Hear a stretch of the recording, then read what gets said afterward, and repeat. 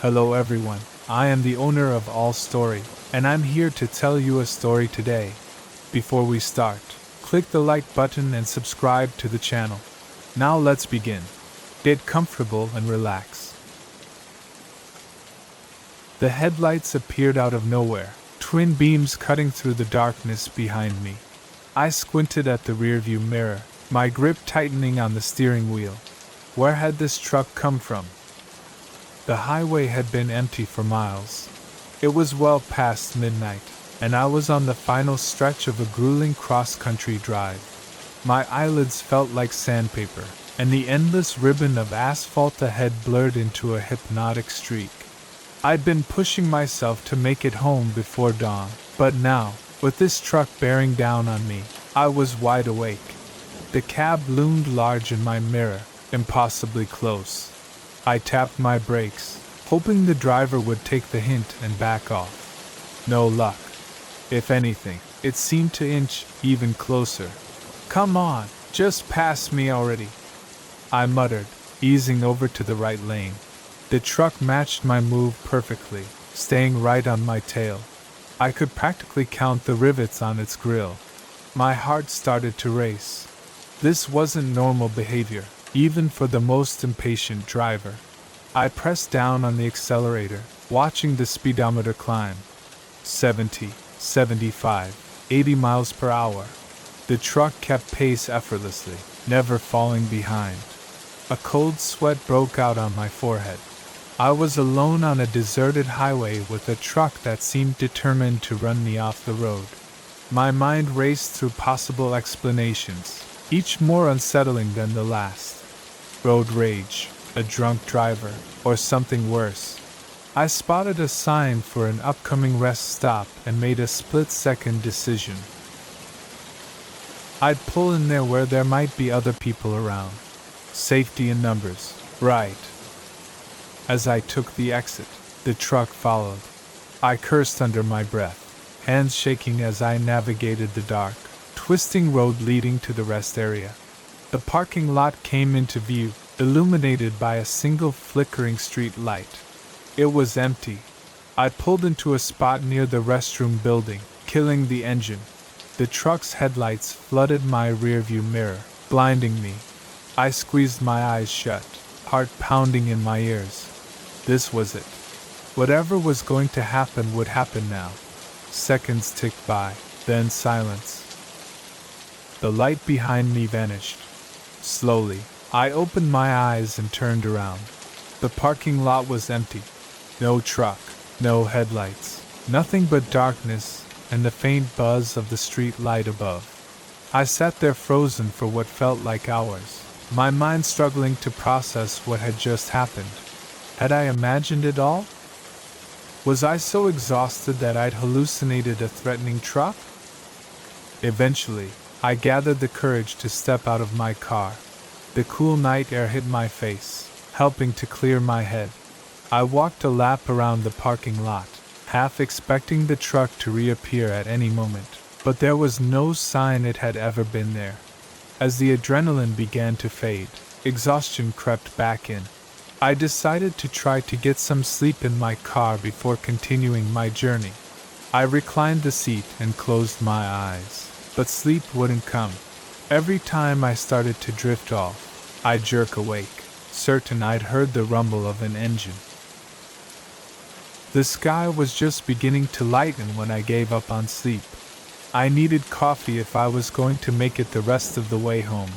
I started the car and pulled out of the rest stop, constantly checking my mirrors for any sign of the truck. The highway was still eerily empty. As I merged back onto it, my nerves were shot, and every vehicle I saw in the distance made my heart rate spike, but none of them were the truck that had chased me. About an hour later, I spotted a 24-hour diner just off the highway. The parking lot was half full, a welcome sight after the emptiness of the night. I pulled in desperate for caffeine and human contact. The bell above the door jingled as I entered. A few heads turned to look at me, then went back to their own conversations or plates of food. I slid into a booth near the window, still able to keep an eye on my car and the highway beyond. A waitress approached, coffee pot in hand. "Rough night?" she asked, eyeing my disheveled appearance as she filled my cup. I nodded, wrapping my hands around the warm mug. "You could say that. Had a bit of a scare on the highway." She raised an eyebrow. "Oh? What happened?" I hesitated, suddenly feeling foolish. How could I explain what I'd experienced without sounding crazy? "There was this truck," I began. "It followed me for miles, riding my bumper. When I pulled over at a rest stop, it just vanished." The waitress's expression changed, a flicker of recognition in her eyes. She glanced around, then leaned in closer. "You're not the first to come through here with a story like that," she said in a low voice. My blood ran cold. "What do you mean?" she sighed, sliding into the seat across from me. "In the past few months, we've had a handful of drivers stop in here, all shaken up about a truck that chased them on the highway, always at night, always on that same stretch you came in on." I leaned forward, hanging on her every word. "Did they see who was driving it?" She shook her head. "That's the thing. No one ever sees a driver, and the truck always disappears without a trace." A chill ran down my spine. "What? What do you think it means?" The waitress shrugged, but her eyes were serious. "I don't know, but there's been a string of robberies on that highway lately. Cars found abandoned, drivers missing. Police haven't been able to catch whoever's behind it." My mind reeled, trying to connect the dots. A phantom truck, disappearing drivers, unsolved robberies. It was like something out of a nightmare. "Has anyone reported this truck to the police?" I asked. She nodded. "A few have tried, but without any evidence, and with the truck always vanishing. Well, let's just say the police aren't taking it too seriously." I sat back, processing this information. Part of me felt relieved that I wasn't the only one who had experienced this, that I wasn't going crazy, but a larger part was terrified. What was really going on out there on that lonely stretch of highway? The waitress must have seen the fear in my eyes. She reached out and patted my hand. "Look, you made it here safe. That's what matters. My advice? Stick to driving during the day if you can, and if you see that truck again, get somewhere public as fast as you can." I nodded, grateful for her kindness and the warning. As she stood to get back to work, a thought occurred to me. "Wait," I called after her. "You said there have been robberies, missing drivers, but I wasn't robbed. The truck didn't even stop when I pulled over. Why?" She turned back, a grim expression on her face. "Maybe you got lucky. Or maybe they were just scouting, learning your habits, your reactions, for next time." With that chilling thought, she walked away, leaving me alone with my cooling coffee and racing thoughts. I stayed at the diner far longer than I'd planned, nursing cup after cup of coffee as I watched the sunrise. The normalcy of the morning rush helped ground me, reminding me that the world wasn't all dark highways and phantom trucks. When I finally got back on the road, I felt more in control. The highway looked different in the daylight, less menacing, but I couldn't shake the feeling that I was being watched, that somewhere out there the driver of that ghost truck was waiting for another opportunity. One made it home without further incident, but the experience stayed with me. I found myself researching highway robberies in the area, looking for patterns or clues. I even considered reporting my experience to the police, but always stopped short. What could I tell them that wouldn't sound completely insane? Weeks passed, and slowly the intensity of that night began to fade. I still avoided driving that stretch of highway after dark, but the constant fear subsided. Life went on. Then, about a month after my encounter, I saw a news report that made my blood run cold. A car had been found abandoned on that same highway, the driver missing. Witnesses reported seeing a large truck in the area just before the disappearance. As I stared at the TV screen, a chill ran down my spine. I couldn't help but wonder, had I really escaped that night, or had I just postponed the inevitable? The highway stretched out before me, a dark ribbon cutting through the night, but now every set of headlights in my rearview mirror made me flinch. Every truck that passed sent my heart racing. The once peaceful solitude of a late-night drive had been shattered, replaced by a constant, gnawing fear. I knew one thing for certain. I would never look at an empty highway the same way again, because now I knew that sometimes, in the dead of night, those highways aren't as empty as they seem, and the things that lurk in the darkness don't always disappear when you turn to face them. The shovel struck something hard, sending a jolt up my arms. I paused, wiping sweat from my brow with a muddy hand. We'd been digging for hours, and the well was supposed to be nothing but dirt for at least another 10 feet. I called down to my son, Jake, who was working beside me in the hole. "Hey, grab the flashlight, will you? I think we hit something." Little did I know that metallic clang would be the sound that changed everything. I'd inherited this farm from my uncle 6 months ago. It was a fixer-upper, to put it mildly, but it was a chance for a fresh start after the divorce. Jake and I had thrown ourselves into the work, fixing fences, repairing the barn, and now digging a new well. The old one had run dry years ago, and we needed water if we were going to make a go of this place. Jake shone the flashlight where my shovel had struck. The beam reflected off something smooth and metallic, a stark contrast to the dark earth surrounding it. "What is that, Dad?" Jake asked, his voice a mix of curiosity and apprehension. I shrugged, already scraping away more dirt with my hands. "I don't know, Bud, let's find out."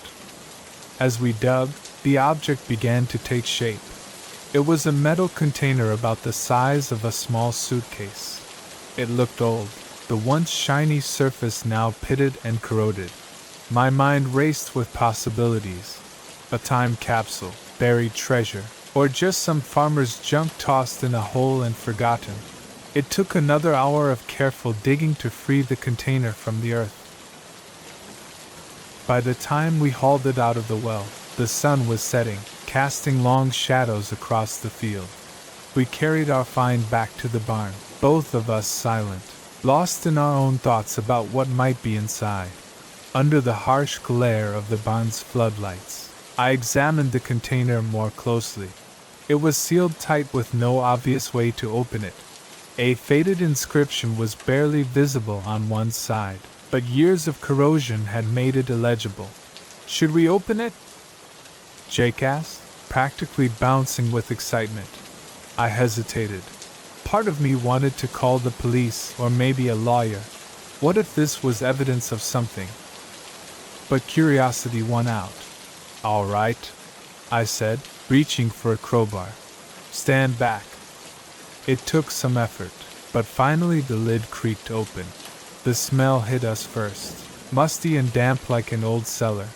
Inside, protected by layers of waxy paper, was a stack of documents and photographs. I picked up the first photo, holding it under the light. It showed a young woman, maybe in her early 20s, smiling at the camera. The picture was old, probably from the 1960s, judging by her hairstyle and clothes. I turned it over. On the back, in faded ink, was written, "Sarah Milligan, 1964. Jake peered over my shoulder. "Who's that, Dad?" I shook my head. I don't know." But as I said it, a nagging feeling started in the pit of my stomach. The name Milligan sounded familiar, but I couldn't place why. We spent the next hour going through the contents of the box. There were more photos, all of the same young woman, Sarah, at various locations around what looked like this very farm. There were also letters, newspaper clippings, and a small leather-bound journal. As I flipped through the journal, a yellowed newspaper clipping fell out. The headline made my blood run cold. Local woman still missing after 3 months. I read the article quickly, my heart pounding. Sarah Milligan had disappeared from her family's farm in the summer of 1964. Despite an extensive search, no trace of her was ever found. The article mentioned that Sarah's father, the owner of the farm, was the primary suspect, but was never charged due to lack of evidence. "Dad!" Jake's voice snapped me back to the present. "What's wrong?" I looked at my son, trying to keep my voice steady. "Jake, I think we just found evidence in a very old missing persons case." His eyes widened. "Really? Like a real mystery?" I nodded, my mind racing. "Yeah, Bud, a real mystery."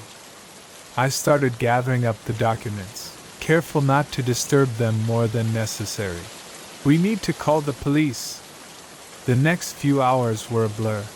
Deputies came out to the farm, followed by detectives and a crime scene unit.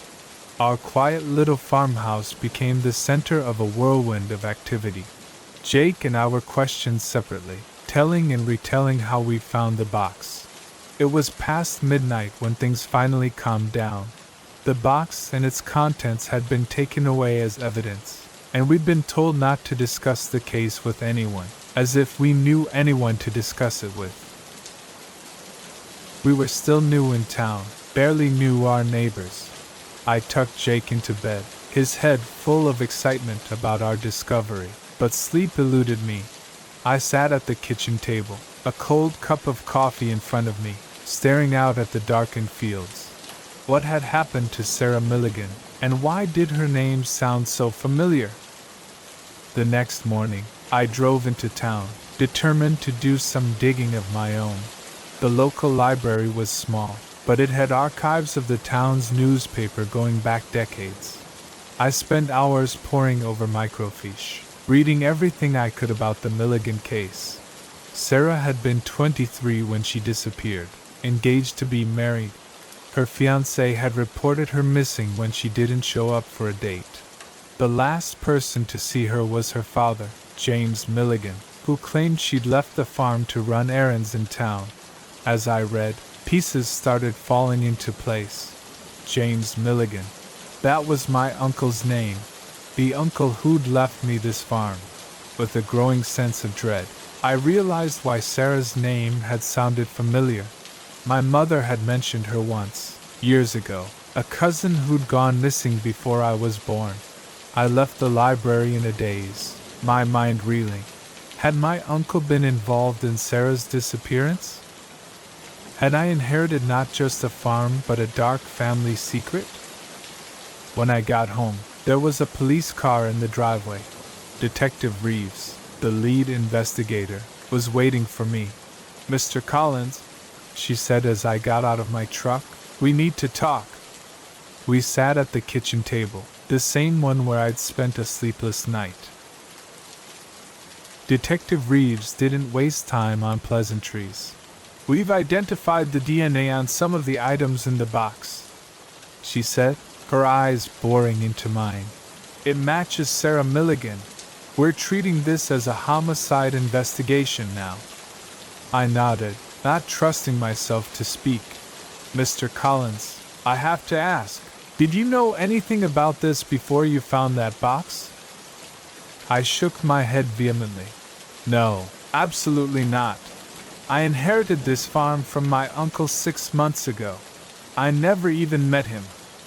She raised an eyebrow. "Your uncle?" I took a deep breath. "James Milligan, Sarah's father." Detective Reeves leaned back, surprised. "You're related to the Milligans?" I explained what I'd learned at the library about the connection I'd only just discovered. As I talked, I could see the wheels turning in the detective's mind.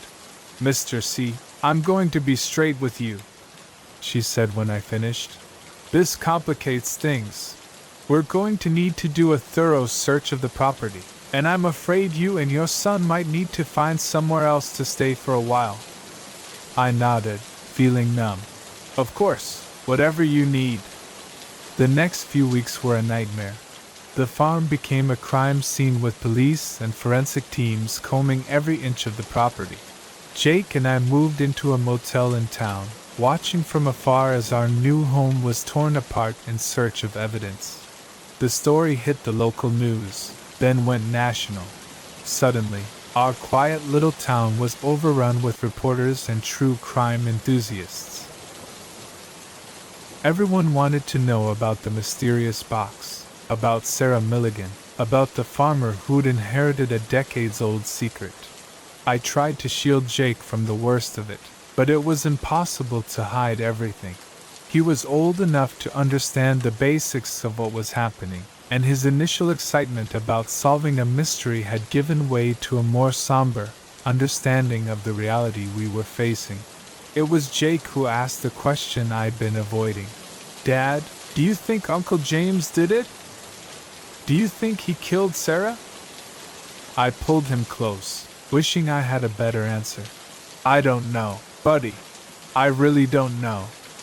As the investigation dragged on, more details emerged.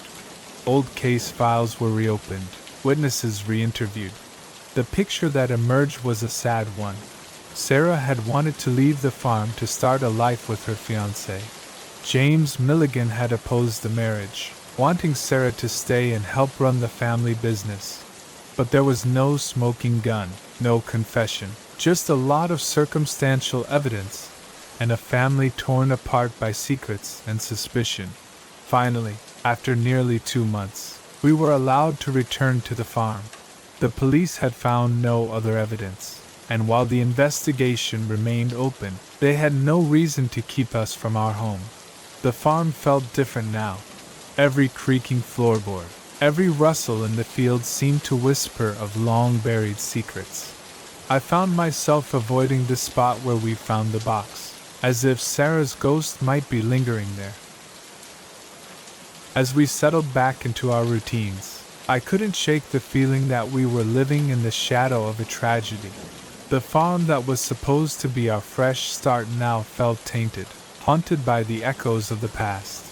But we stayed, partly because we had nowhere else to go, but also because it felt like we owed it to Sarah to uncover the truth, to bring her story to light after so many years of silence.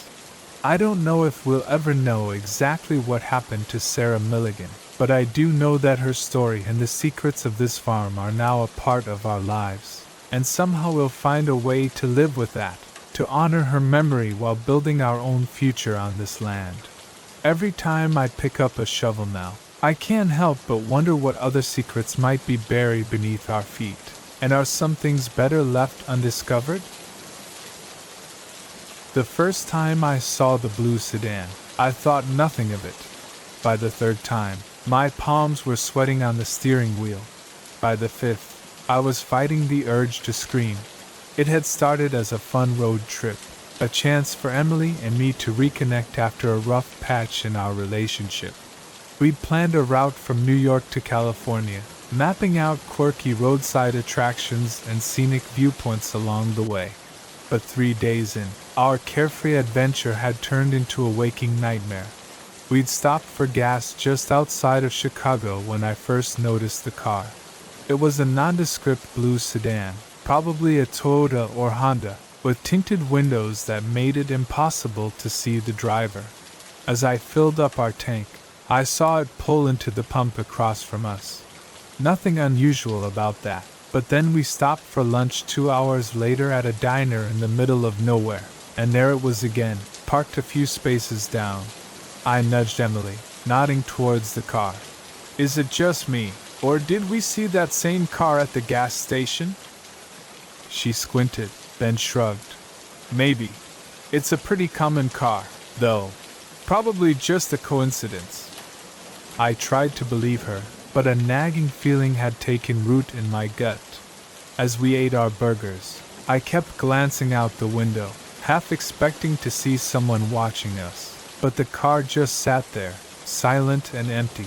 We hit the road again, and for a while, I managed to relax. We sang along to our road trip playlist, played silly car games, and marveled at the changing landscape as we pushed west. But as the sun began to set, and we pulled into a small town to find a motel for the night, my blood ran cold. There, in the parking lot of the only motel in town, was the blue sedan. I said, my voice tight. Look! She followed my gaze, and I saw the moment realization dawned on her face. Okay, she admitted, that's a little weird. We checked in quickly, hurrying to our room with our bags. I double-checked the lock on the door, then peered out through the curtains. The blue car was still there, its windows reflecting the neon glow of the motel sign. Should we call the police? Emily asked, her voice small. I hesitated. And tell them what? That we've seen the same car 3 times in one day? They'll think we're paranoid. We spent a restless night, taking turns to keep watch, but nothing happened. When morning came, the blue car was gone. I wanted to believe it was over, that maybe we really had just been paranoid, but as we merged onto the highway, my heart sank. There, a few cars behind us, was the familiar blue shape. We need to lose them, I said, gripping the wheel so tight my knuckles turned white. Emily nodded, her face pale. How? I took the next exit abruptly, earning a chorus of honks from other drivers. The blue car followed. I turned down side streets randomly, trying to be unpredictable. Sometimes I caught a glimpse of our pursuer in the rearview mirror, sometimes not, but they always reappeared. After an hour of this cat-and-mouse game, we found ourselves on a lonely stretch of country road. Fields of corn stretched out on either side, broken only by the occasional farmhouse or barn. What do we do now? Emily asked, her voice shaking. I opened my mouth to respond, but before I could, I saw something that made my heart leap into my throat. Up ahead, an old barn loomed by the roadside, its faded red paint peeling in the sun, and parked behind it, just visible, was a blue sedan. They're waiting for us, I whispered. Emily's eyes widened in fear. Turn around now! I slammed on the brakes, ready to spin the car around, but it was too late. The blue sedan pulled out from behind the barn, blocking the road ahead. At the same moment, I saw another car appear in my rearview mirror, cutting off our retreat. We were trapped. Time seemed to slow down as the driver's door of the blue sedan opened. A figure stepped out, and I felt the world tilt on its axis. No, Emily breathed beside me. It can't be. But it was. Walking towards our car, a grim smile on his face, was Emily's ex-boyfriend, Mark. Memories flooded back, memories I'd tried to suppress. Emily showing up at my apartment 6 months ago, bruised and terrified, her tearful confession about Mark's possessive behavior, his violent outbursts, the restraining order we'd helped her get, the weeks of looking over our shoulders, jumping at every sound. We thought it was over. We thought we were safe. Mark approached the driver's side window. I hit the lock button, for all the good it would do.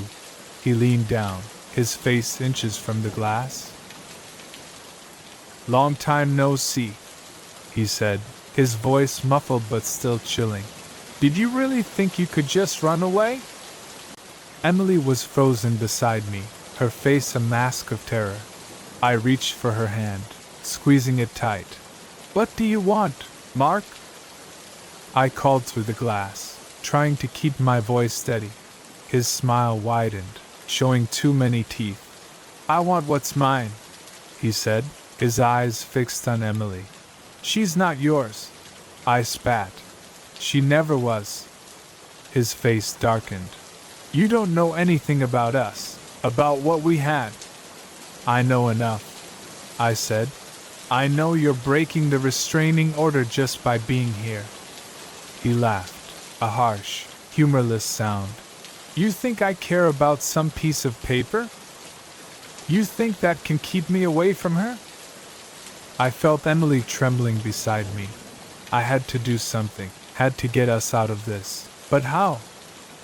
That's when I noticed something. The car behind us, the one that had been following us earlier, wasn't one I recognized, and the driver looked uncertain. A plan began to form in my mind, a desperate, possibly stupid plan, but it was all we had. Emily, I whispered, not taking my eyes off Mark. When I say go, I need you to duck down. Can you do that? She nodded, her eyes wide with fear and confusion. I took a deep breath. Then, in one swift motion, I turned the key in the ignition and slammed the car into reverse. Go! I yelled. Emily ducked. I floored it. Our car shot backward, straight towards the vehicle behind us. At the last second, I saw the driver's eyes widen in panic. They swerved, just barely avoiding a collision. Mark shouted in anger, running towards us, but I was already shifting into drive, cutting the wheel hard. We fishtailed onto the shoulder, kicking up a cloud of dust and gravel. For a heart-stopping moment, I thought we might flip, but then the tires caught, and we shot forward. I didn't look back. I just drove, pushing our car to its limits. Emily sat up slowly, her face pale. Are they following us? I asked, not daring to take my eyes off the road. She turned in her seat, peering out the back window. I don't think so. I can't see them. I didn't slow down. We drove for hours, taking random turns, avoiding main roads. Every car we saw made us flinch. Every time we had to stop for gas, we scanned the area obsessively. It was well past midnight when we finally felt safe enough to stop. We found a small motel in a town we'd never heard of, paid cash for a room, and collapsed onto the bed, exhausted and shell-shocked. How did he find us? Emily whispered into the darkness. I shook my head, even though she couldn't see it. I don't know. Maybe he hacked your phone or something. We'll get new ones tomorrow. She was quiet for a long moment. I'm so sorry, she said finally, her voice breaking. This is all my fault. I've ruined everything. I turned to her, pulling her close. Hey, no. This is not your fault. None of this is your fault. It's all on him. She buried her face in my shoulder, her body shaking with silent sobs. I held her, my mind racing. What were we going to do now? We couldn't go home. Mark knew where we lived, where we worked. We couldn't continue our trip. He'd been able to follow us this far. Who knew how long he could keep it up? As the first light of dawn began to seep through the curtains, I made a decision.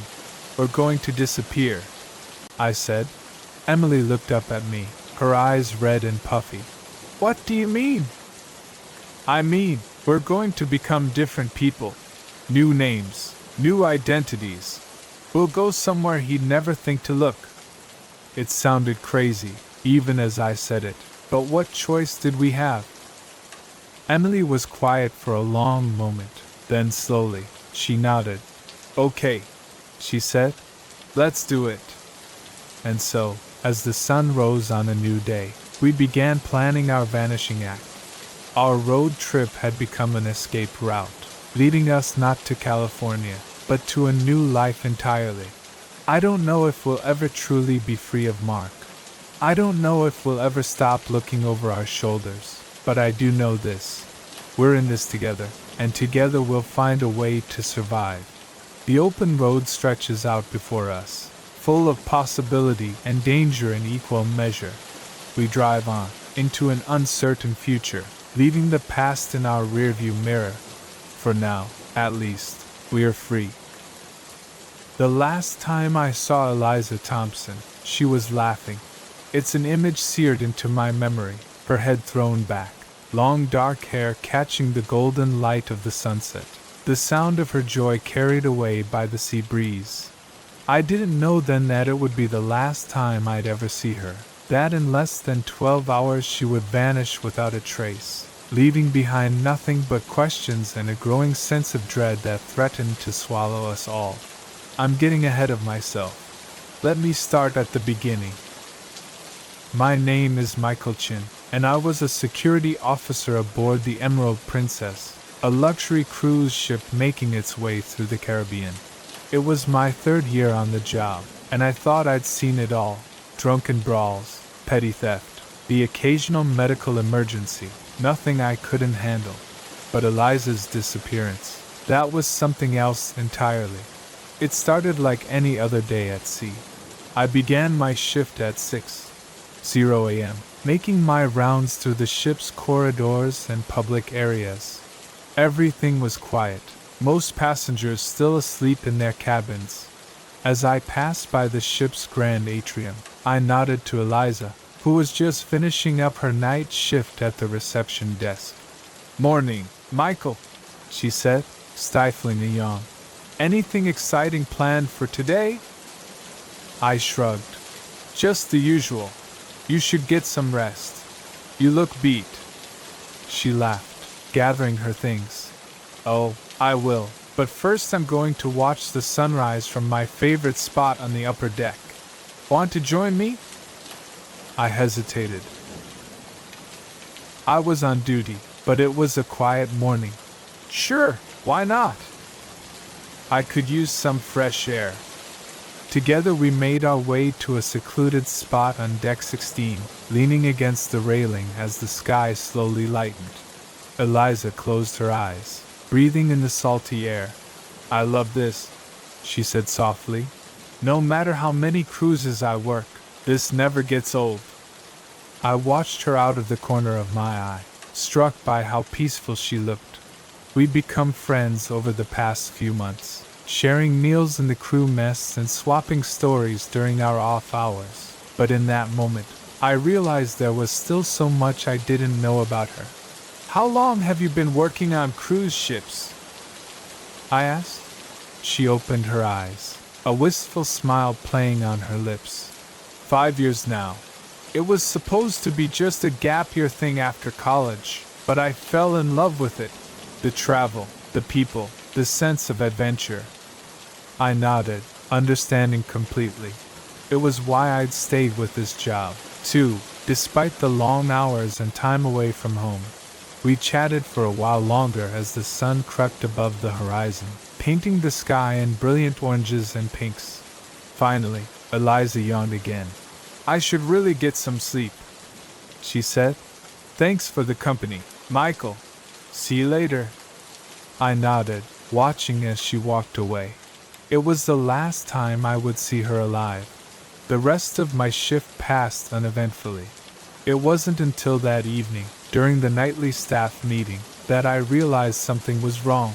Eliza wasn't there. "Has anyone seen Thompson?" our supervisor, Rita, asked, frowning at her clipboard. "She was supposed to start her shift an hour ago." Murmurs of confusion rippled through the room. It wasn't like Eliza to be late, let alone miss a shift entirely. "I saw her this morning," I offered. "She was heading to her cabin to sleep after the night shift." Rita's frown deepened. "Can you go check on her? Make sure she's all right?" I nodded, an uneasy feeling settling in my stomach. As I made my way to the crew quarters, I knocked on Eliza's door, calling her name. No response. I used my master key to enter, half expecting to find her sound asleep. The cabin was empty. The bed was made, looking like it hadn't been slept in. Eliza's uniform for the evening shift was laid out neatly on a chair. Her phone was on the nightstand, its screen dark. I radioed Rita. "She's not here. The cabin looks untouched since this morning." There was a long pause before Rita responded. "Initiate search protocol now." The next few hours were a blur of activity. We combed every inch of the ship, from the engine room to the uppermost decks. We reviewed security footage, interviewed crew members and passengers, but there was no sign of Eliza. The last confirmed sighting of her was on the security camera outside her cabin at 7:12 a.m. The footage showed her entering her room, closing the door behind her, and then nothing. No footage of her leaving, no sign of disturbance. It was as if she had simply vanished into thin air. As the night wore on and our search turned up nothing, the atmosphere on the ship grew tense. Passengers began to notice the increased security presence, whispering among themselves. Rumors started to spread. By morning, we had to face facts. We had a missing person on our hands. The captain made an announcement, asking for any information about Eliza's whereabouts. Her picture was displayed on screens throughout the ship. We contacted the nearest port authorities and the cruise line's head office. A Coast Guard search was initiated, though we all knew the chances of finding someone in the vast expanse of the Caribbean were slim to none. I couldn't shake the feeling that I was somehow responsible. If only I'd walked her to her cabin that morning. If only I'd checked on her sooner. The image of her laughing in the sunrise haunted me. As the investigation ramped up, I found myself recounting every detail of my last interaction with Eliza to a stern-faced detective from the ship's security team. Did she seem nervous? Distracted? Did she mention any plans for the day? He asked. I shook my head. No, she seemed happy, relaxed. She was looking forward to getting some sleep. The detective's eyes narrowed. And you're sure she went into her cabin? Yes, I said, for what felt like the 100th time. The security footage confirms it. He nodded, making a note in his file. And there's no way she could have left without being seen on camera? I hesitated. It shouldn't be possible. The corridor outside the crew cabins is monitored 24/7, but as I said it, a chill ran down my spine, because if it wasn't possible, then how had it happened? Days passed, and the mystery only deepened. Eliza's cabin was thoroughly searched, revealing nothing out of the ordinary. Her passport, wallet, and all personal belongings were accounted for. There were no signs of a struggle, no evidence of foul play. Theories abounded among the crew and passengers alike. Some believed she had somehow fallen overboard, though how she could have done so without anyone noticing was unclear. Others whispered about suicide, but those who knew Eliza dismissed this outright. She had been happy, with no signs of depression or distress. The most disturbing theory, the one that kept me awake at night, was that someone on the ship was responsible for her disappearance. The thought that one of our passengers or crew members could be a killer walking among us was almost too horrifying to contemplate. As the days turned into weeks, the investigation hit dead end after dead end. The ship completed its scheduled cruise and returned to port, where more intensive forensic work could be done, but even with the full resources of law enforcement brought to bear, no new leads emerged. Eliza's family flew in, their faces drawn with worry and grief. I watched from a distance as they were briefed by the investigators, saw the mother collapse into sobs as the reality of the situation sunk in. I wanted to approach them, to offer some words of comfort, but what could I possibly say? In the end, the Emerald Princess set sail again, with a new crew member taking Eliza's place at the reception desk. Life on board returned to normal, or a semblance of it, but for those of us who had known her, who had searched for her, who had been left behind with nothing but questions, things would never be the same. I stayed on with the cruise line, unable to leave while Eliza's fate remained unknown. Each new port brought a flicker of hope that some clue would surface, that someone somewhere might have seen something, but as months passed with no new information, that hope began to fade. Sometimes, in the quiet hours of the night, I find myself on deck 16, staring out at the endless expanse of the sea. I think about Eliza, about her laugh, about the way she loved watching the sunrise. I wonder where she is, if she's still out there somewhere, and I can't help but feel that the ocean knows the truth, holding its secrets in its unfathomable depths. The disappearance of Eliza Thompson remains an unsolved mystery, a ghost story whispered among cruise ship crews. For me, it's a constant reminder of how fragile our sense of security can be, how easily a life can vanish without a trace. And every time I see a passenger enter their cabin, every time I watch a security camera feed, I can't help but wonder, could it happen again in this floating city of steel and glass? Surrounded by the vast, indifferent sea, are any of us truly safe?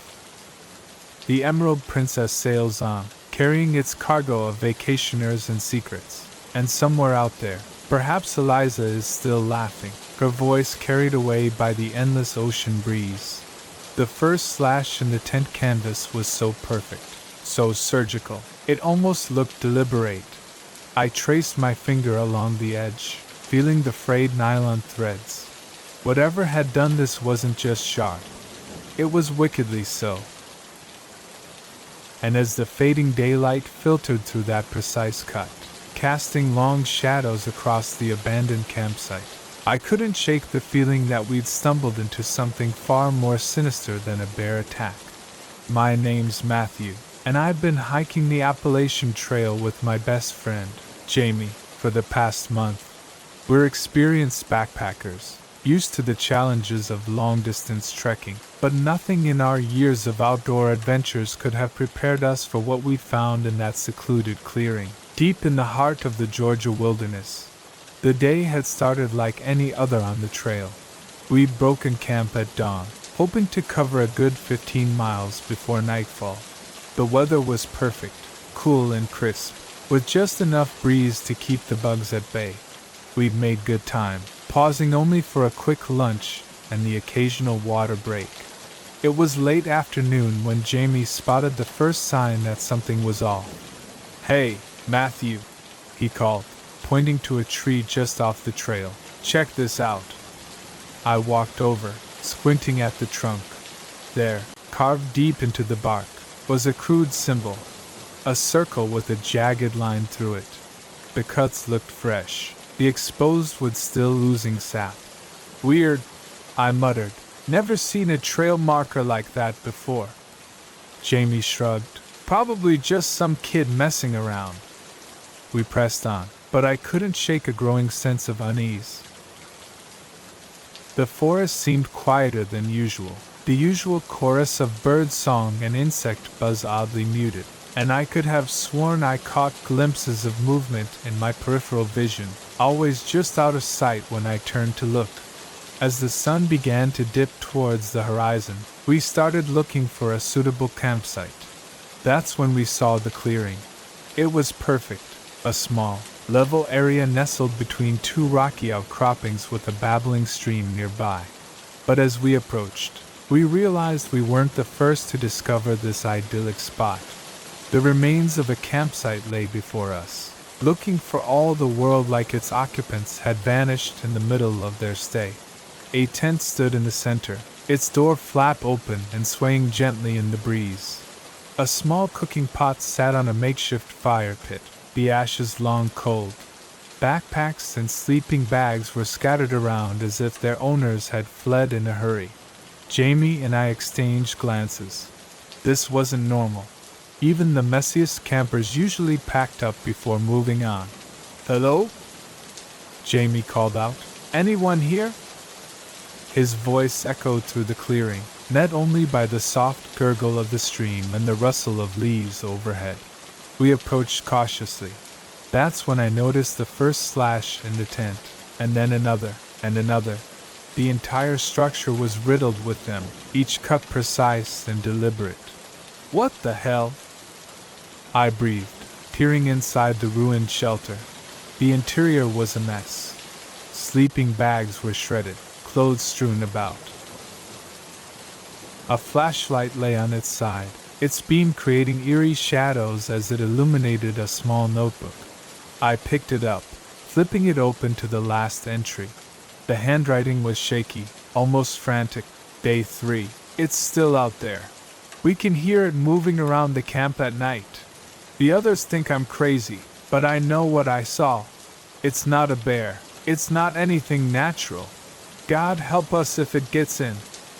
I showed the notebook to Jamie, watching as the color drained from his face. We should go, he said, his voice barely above a whisper now. But as I turned to leave, something caught my eye. There, half hidden beneath the torn sleeping bag, was a camera. My hand shook as I picked it up, praying the battery wasn't dead. It wasn't. The screen flickered to life, showing the last image taken. My heart nearly stopped. The photo was dark, clearly taken at night, but there, just at the edge of the frame, illuminated by the flash, was something, a shape that was almost human, but not quite. Long, spindly limbs, a face that was more shadow than substance, and eyes that reflected the camera's flash like a cat's, but far larger. I dropped the camera, stumbling backwards. We need to leave now. But as I turned, I realized with horror that the sun had nearly set. The forest around us was deepening into twilight, shadows lengthening and merging into an impenetrable gloom. Jamie was already gathering his pack. We can make it back to the trail if we hurry, he said, his voice tense. We'll hike through the night if we have to. I nodded, snatching up my own backpack. But as I turned to go, a glint of metal caught my eye. There, half buried in the soft earth near the fire pit, was a small, silver locket. Without thinking, I scooped it up and shoved it in my pocket. We set off at a brisk pace, trying to retrace our steps in the fading light, but nothing looked familiar. The trees seemed to press in closer, their branches reaching out like gnarled fingers. More than once, I could have sworn I heard something moving in the underbrush, always just out of sight. Do you remember that weird symbol we saw earlier? Jamie panted as we pushed through a particularly dense thicket. I think I see another one. He was right. There, carved into a massive oak, was the same circle and line symbol we'd spotted before, but this one looked older, the edges of the carving weathered and moss-grown. It's probably just a coincidence, I said, not believing my own words. Hey, come on, we need to keep moving. But as we pressed on, more symbols appeared. Some were fresh, others ancient. They seemed to be guiding us, though to what, I couldn't say. The darkness was nearly complete now, our headlamps creating small islands of light in a sea of blackness. The forest had gone completely silent, save for the crunch of our boots on fallen leaves and the increasingly ragged sound of our breathing. That's when we heard it, a low, guttural sound, somewhere between a growl and a moan. It seemed to come from everywhere and nowhere at once. Jamie froze. What was that? I shook my head, unable to speak. Every instinct screamed at me to run, but I knew that panicking now would only get us more lost. We pushed on, moving as quietly as we could, but the sounds continued, growing closer. Branches snapped behind us. Something rustled in the canopy overhead, and then, just ahead, I saw a flicker of movement.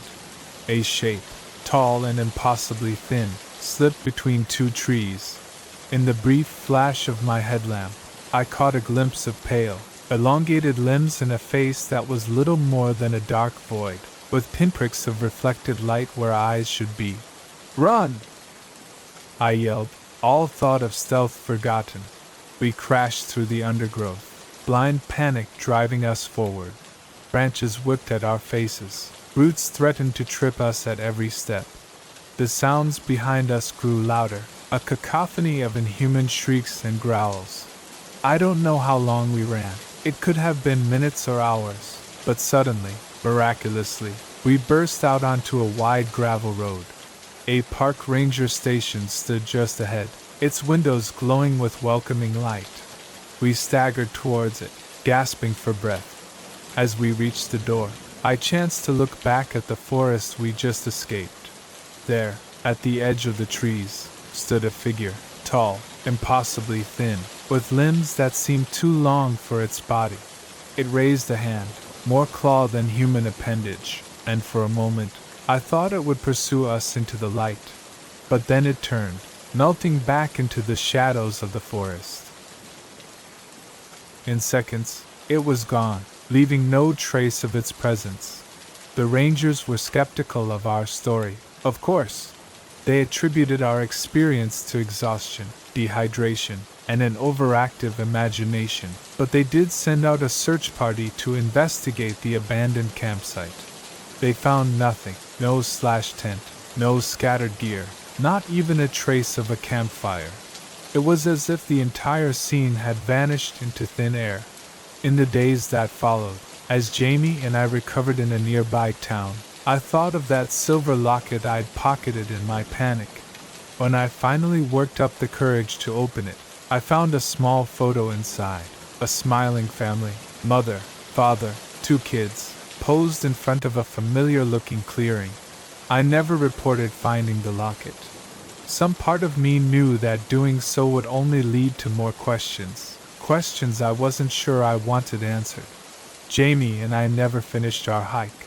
By unspoken agreement, we packed up and headed home, our adventure on the Appalachian Trail cut short. We don't talk much about what happened in those woods, but sometimes, on dark nights, when the wind whispers through the trees, I find myself thinking about that abandoned campsite, about the thing we saw in the forest, and I wonder, with a chill that goes bone deep, if somewhere out there, in the deepest, darkest parts of the wilderness, it's thinking about us too. The scream that tore through the cab of my truck that night wasn't human. It couldn't have been. No person could make a sound like that. Raw, primal, and filled with a terror so deep it made my blood run cold. But it came from the man sitting next to me, the hitchhiker I'd picked up just an hour before. And as his eyes flew open, reflecting the dashboard lights like some wild animal, I knew, with sickening certainty, that whatever had just happened, whatever he'd seen in his dreams, was far from over. My name's Jack, and I've been driving big rigs across the country for the better part of 2 decades. I've seen my fair share of weird stuff out on the lonely highways. Ghost lights, inexplicable weather, even the occasional UFO if you catch me after a few beers, but nothing, absolutely nothing could have prepared me for what happened on that moonless night in the middle of nowhere, Nevada. It had started as a routine haul, Phoenix to Seattle, with a trailer full of electronics. I was making good time, the miles melting away under my wheels as I cruised through the desert night. The radio kept me company, a mix of old country tunes and late-night talk shows about conspiracy theories and alien abductions. I was about halfway through Nevada when I saw him, a lone figure standing by the side of the road, thumb out. Now, I'm not usually one for picking up hitchhikers. Too many horror stories, too many risks. But something about this guy made me slow down. Maybe it was the lost look in his eyes, or the way he hugged himself against the chill desert wind. Whatever it was, before I knew it, I was pulling over. "Where you headed?" I called out as he approached. "Anywhere but here," he replied, his voice barely above a whisper. I should have driven off right then, but instead, I found myself saying, "Hop in, I'm going to Seattle, if that works for you."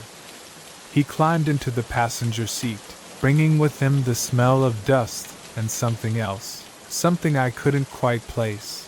Up close, he looked young, maybe mid-20s, with shaggy brown hair and eyes that seemed to dart nervously around the cab.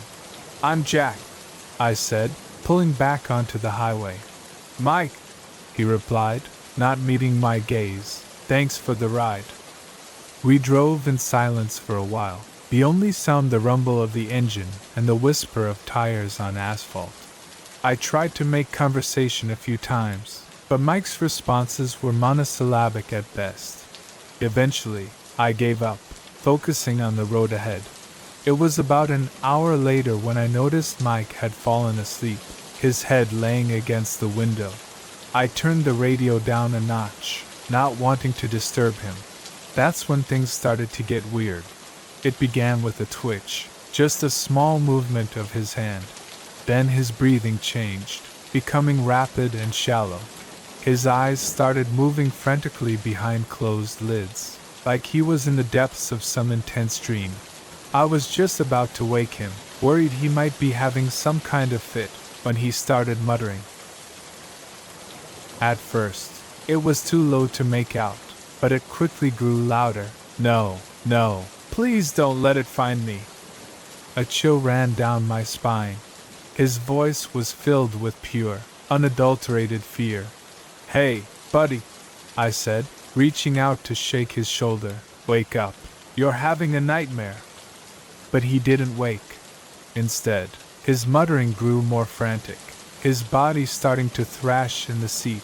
It's coming. Oh God, it's coming. Can't you see it? Can't you see its eyes? And that's when he let out that scream, the one that made me nearly drive off the road. His eyes flew open, wild and unfocused, reflecting the green glow of the dashboard like some nocturnal animal. I managed to pull over, my heart pounding in my chest. Mike, snap out of it. He turned to look at me, but his eyes seemed to be seeing something else, something beyond me. It followed me, he whispered, his voice hoarse from screaming. Oh God, Jack, it followed me into the truck. I felt the hairs on the back of my neck stand up. What followed you, Mike?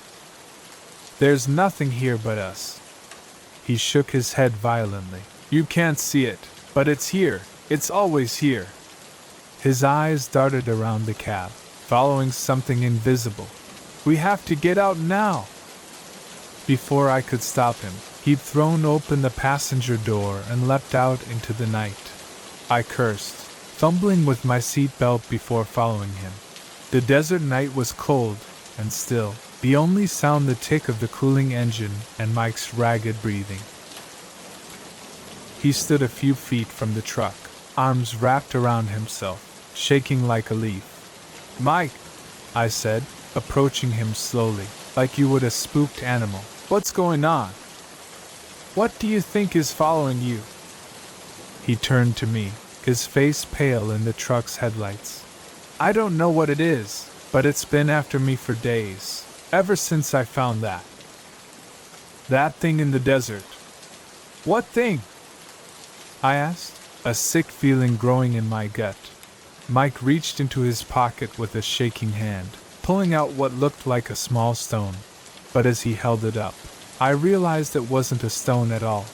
It was some kind of artifact, carved with intricate symbols I'd never seen before. In the harsh glare of the headlights, it seemed to shimmer and shift, as if the symbols were moving. I found this out there, Mike said, gesturing vaguely at the dark expanse of desert around us. In some kind of old ruin. I thought it might be worth something. He laughed bitterly. I didn't know it would wake it up. Wake what up? I asked, though I wasn't sure I wanted to know the answer. Mike's eyes met mine, filled with a terror that made my blood run cold. The thing that lives in the spaces between, the thing that hunts in dreams, it wants this back. He held up the artifact, and it wants me for taking it.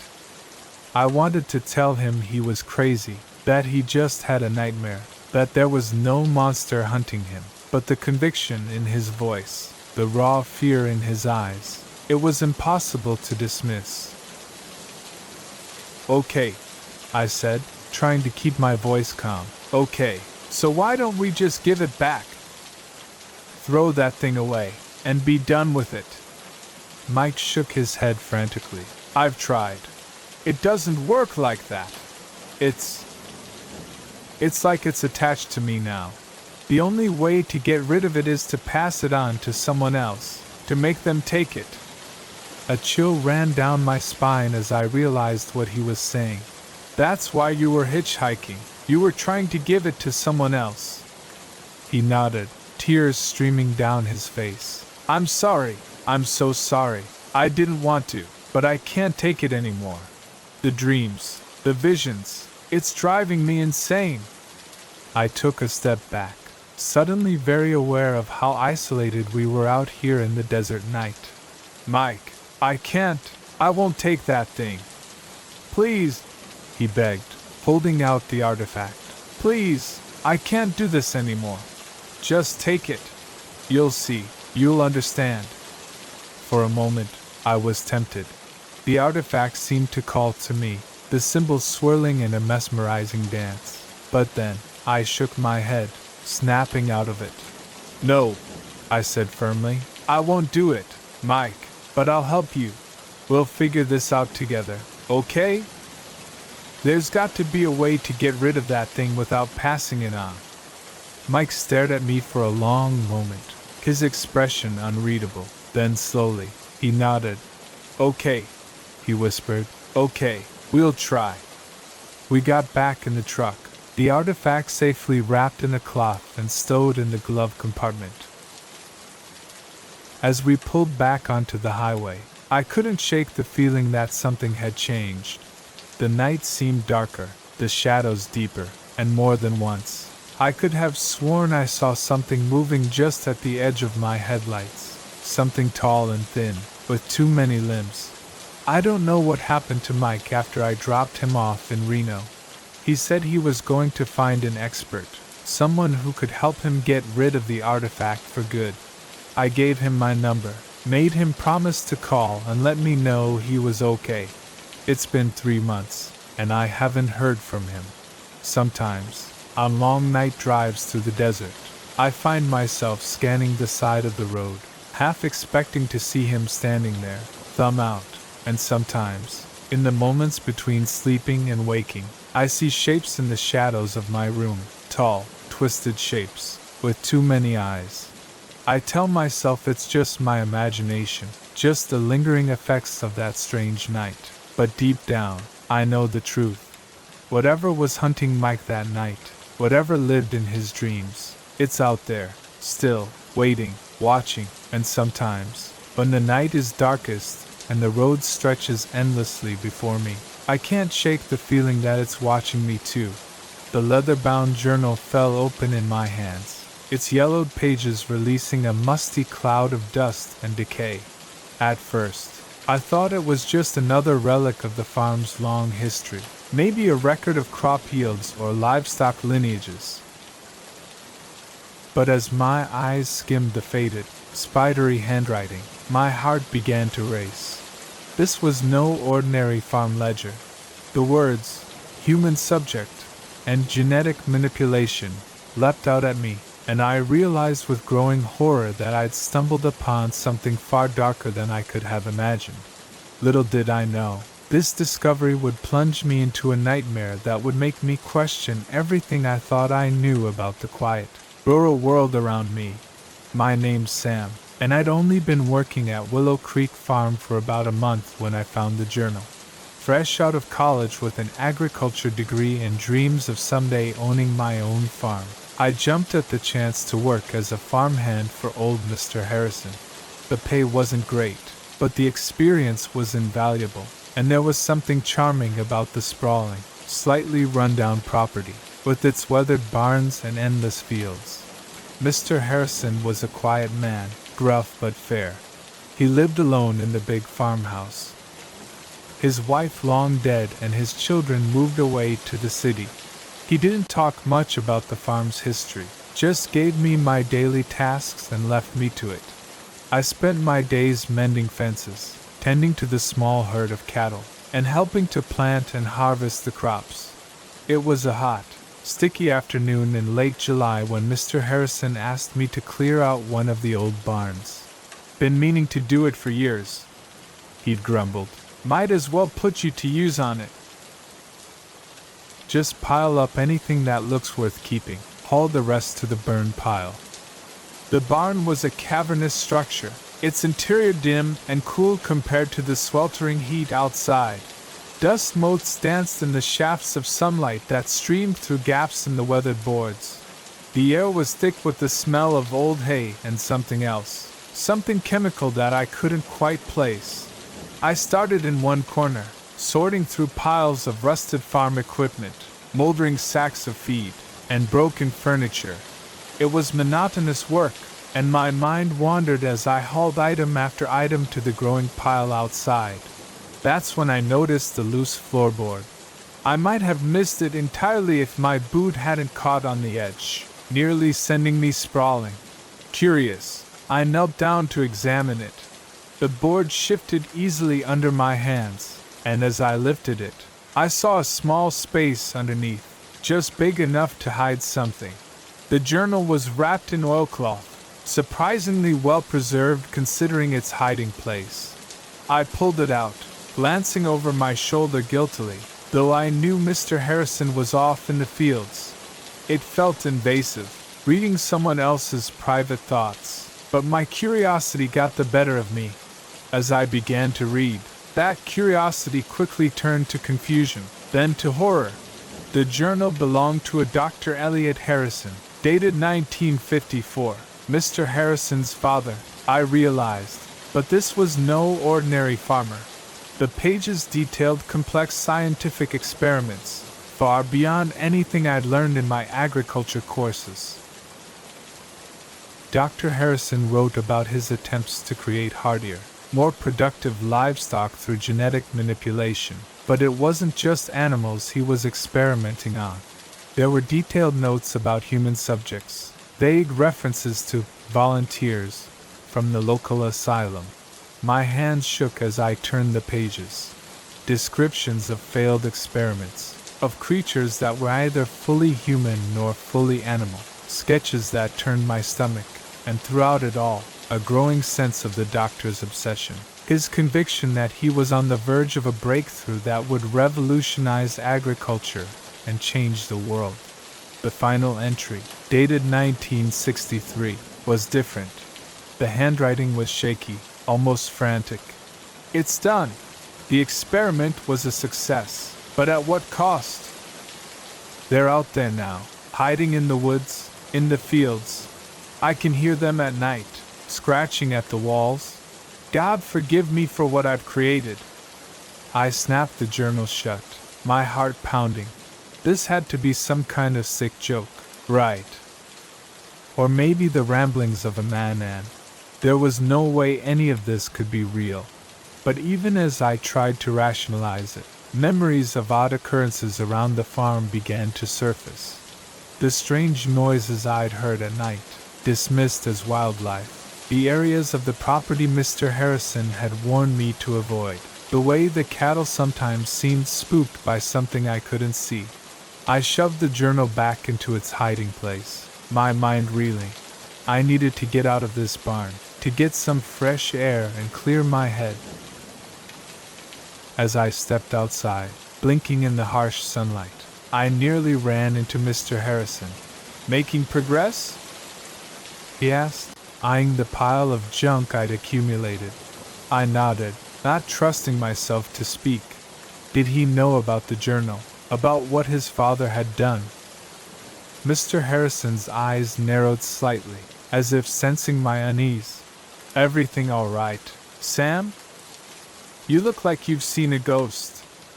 "I'm fine," I managed to say. It's hot in there, needed some air." He nodded slowly. "Well, don't work too hard. Come on up to the house when you're done. I'll fix us some dinner." I watched him walk away, trying to reconcile the kind, gruff old man I knew with the dark history I just uncovered. Was he continuing his father's work, or was he just as much a victim of it as anyone else? That night, as I lay in bed in the small apartment above the garage that Mr. Harrison had given me, I couldn't sleep. Every creak of the old building, every rustle from the fields outside, set my nerves on edge. I kept thinking about the journal, about the creatures Dr. Harrison had written about. Were they still out there, after all these years? A sudden noise outside my window made me bolt upright. It was a strange, guttural sound, unlike anything I'd ever heard before. My heart pounding, I crept to the window and peered out into the darkness. At first, I saw nothing, but then movement caught my eye. Something was moving in the field beyond the barn, something large and definitely not a cow. Its movements were jerky, unnatural, and then it turned, and I caught a glimpse of its face in the moonlight. I stumbled back from the window, biting back a scream. What I'd seen, it wasn't human, but it wasn't fully animal either. It was something in between, something that should not exist. I spent the rest of the night huddled in my bed, every muscle tense, listening to the sounds of movement outside.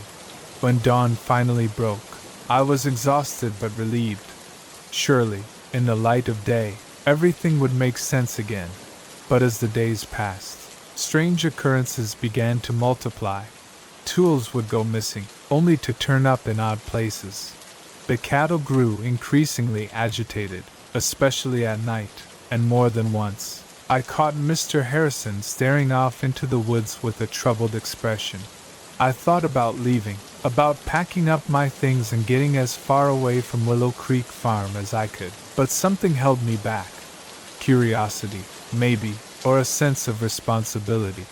Whatever Dr. Harrison had done, whatever he'd created, it was still out there, and maybe, just maybe, there was something I could do about it. I began my own investigations, carefully at first.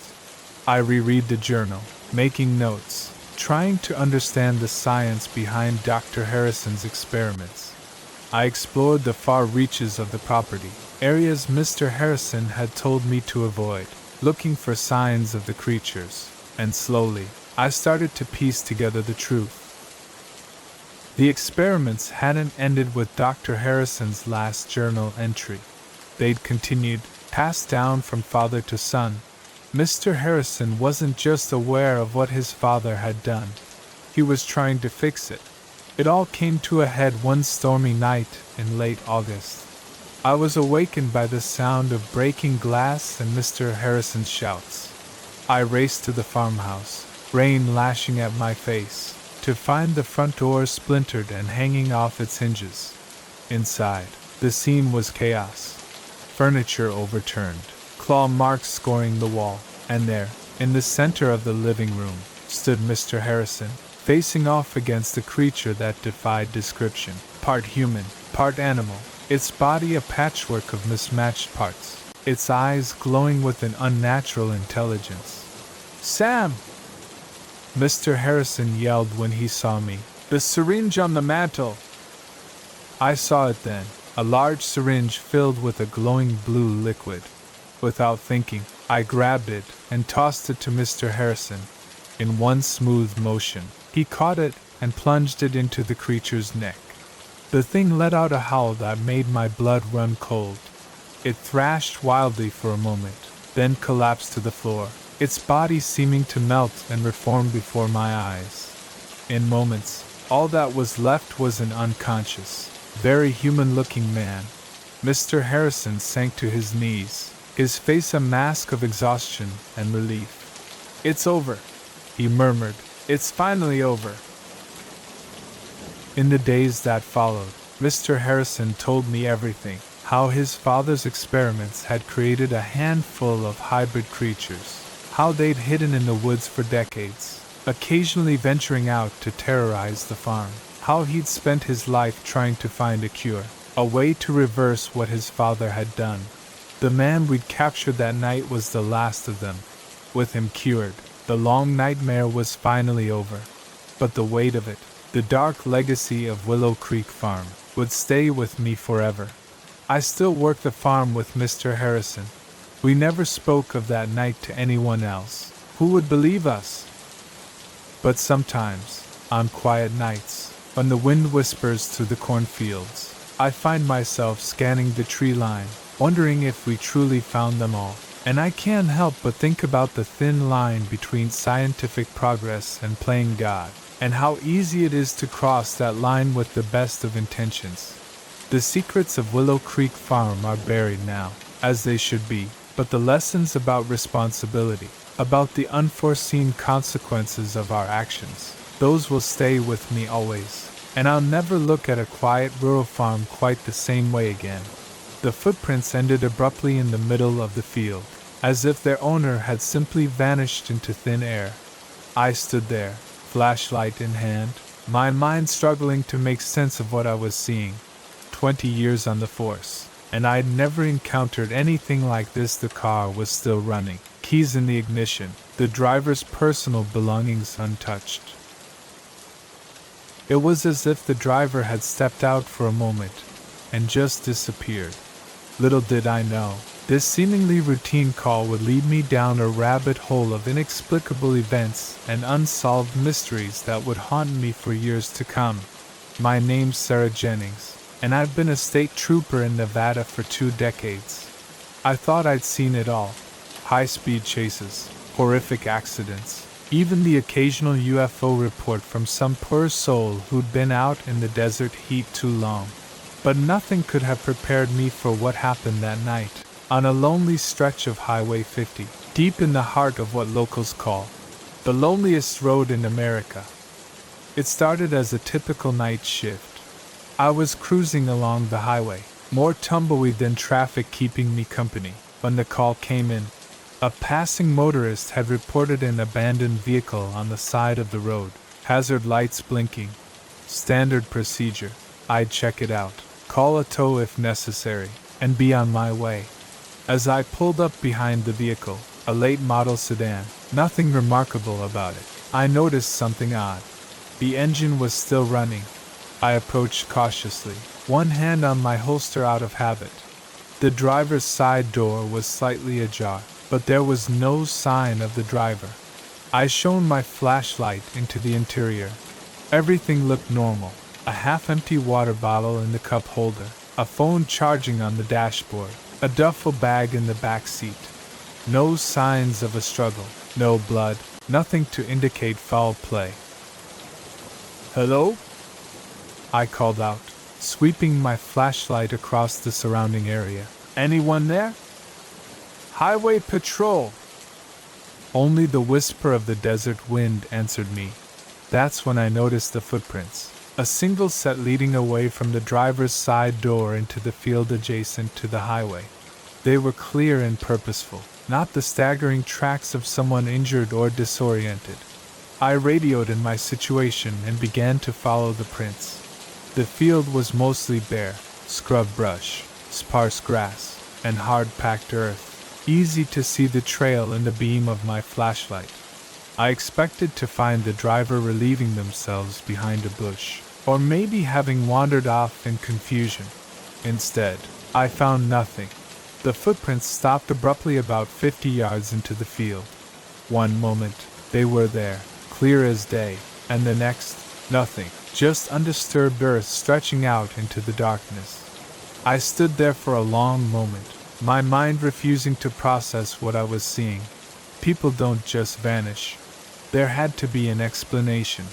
I searched the area thoroughly, widening my circle, looking for any sign of disturbance. Nothing. No scuff marks to indicate someone had jumped or been lifted. No signs of a struggle, just those footprints ending in the middle of nowhere. By the time backup arrived, I was sweating despite the cool night air. My colleague, Mike, took one look at my face and knew something was off. "What have we got, Sarah?" he asked, his hand instinctively moving to his holster. I explained the situation, showing him the car, the footprints, the impossible ending. He followed me out into the field, his own bewilderment growing with each step. "This is weird," he said finally, standing at the end of the trail. "Really weird." We called in forensics, had the area cordoned off. The next few hours were a blur of activity, photographing the scene, taking casts of the footprints, searching the vehicle. The driver was identified as one David Chin, 37, a software engineer from San Francisco. His family was contacted. No, they hadn't heard from him. Yes, he was driving to visit them in Denver. No, He had no history of mental illness or erratic behavior. As dawn broke, casting long shadows across the field, we were no closer to an explanation. David Chen had simply vanished, leaving behind a running car and a set of footprints that led nowhere. In the days that followed, the investigation intensified. Search parties combed the area. Helicopters with thermal imaging scanned for miles around. David's phone records, bank statements, and internet history were scrutinized. Missing persons bulletins were issued across multiple states. Nothing. Not a single clue as to what had happened to David Chin. Theories abounded, each more outlandish than the last. Some suggested he'd been abducted by criminals, by a cult, by aliens.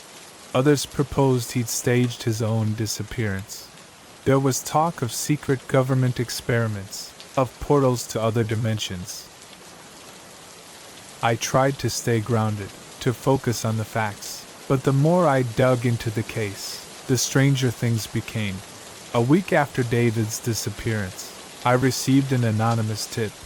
The caller, a trembling voice disguised by some kind of modulator, told me to look into something called the Highway of Tears.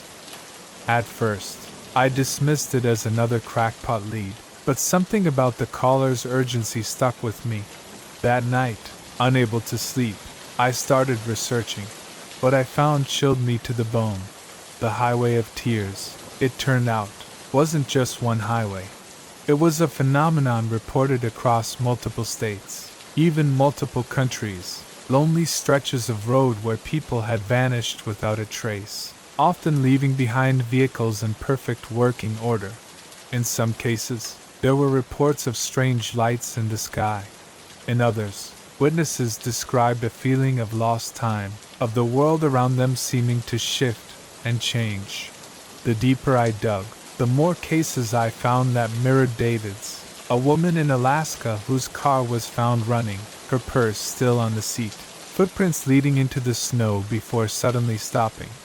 A truck driver in Australia who vanished while making a routine delivery, his rig discovered idling on the side of the Outback Highway. I began to compile a file, cross-referencing cases, looking for patterns. Most of the disappearances happened at night. Many occurred in remote areas in several cases. Witnesses reported electronic malfunctions, radios cutting out, phones losing signal, just before the disappearances. As my off-duty hours became consumed by this research, I could feel myself changing. I became jumpy, paranoid. Every time I patrolled that stretch of Highway 50, I found myself scanning the horizon, half expecting to see strange lights or shadowy figures. My colleagues noticed the change. Mike confronted me about it one night over coffee at the station. "Sarah, you've got to let this go," he said, his eyes full of concern. "The Chin case is cold. It's eating you up." I wanted to tell him everything about the Highway of Tears, about the patterns I'd discovered, but I knew how it would sound. I'd be taken off active duty, sent to Psych EDB. So I nodded, promised to take some time off to get my head straight, but I couldn't let it go. The next night, I found myself back on Highway 50, off duty, my personal vehicle loaded with cameras and scanning equipment I'd borrowed from a friend in the UFO watching community. I don't know what I expected to find. Proof maybe, something to make sense of the senseless, to explain the inexplicable. What I got was something else entirely. It was just after midnight when my radio started to crackle with static. At first, I thought nothing of it. Reception was spotty out here at the best of times, but then I noticed the lights on my dashboard flickering. My headlights dimmed, then brightened, then dimmed again. Heart pounding, I pulled over to the side of the road. This was it, the electronic interference reported in other cases. I grabbed my camera, ready to document whatever came next. That's when I saw it. A light in the field beside the highway, not a flashlight or a vehicle headlight, but something different. It pulsed with a soft bluish glow, hovering about 6 feet off the ground. I stepped out of my car, camera forgotten in my hand. The light seemed to beckon to me, pulling me forward. I took one step, then another. Somewhere in the back of my mind, a voice was screaming at me to stop, to get back in the car, to drive away as fast as I could, but it was drowned out by an overwhelming sense of curiosity, of longing. I had to know what the light was, had to understand. I don't know how long I walked. Time seemed to lose all meaning. The light stayed just ahead of me, always just out of reach.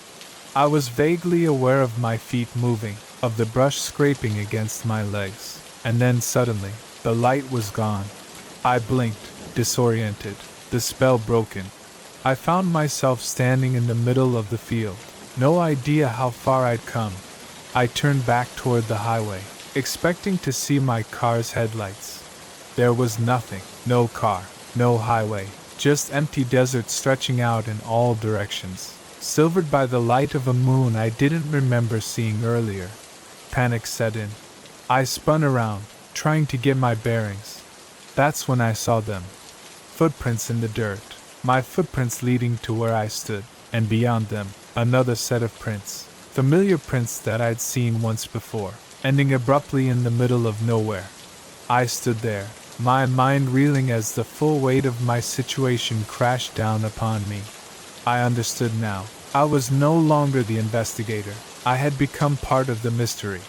As the first light of dawn began to creep across the horizon, I made a decision.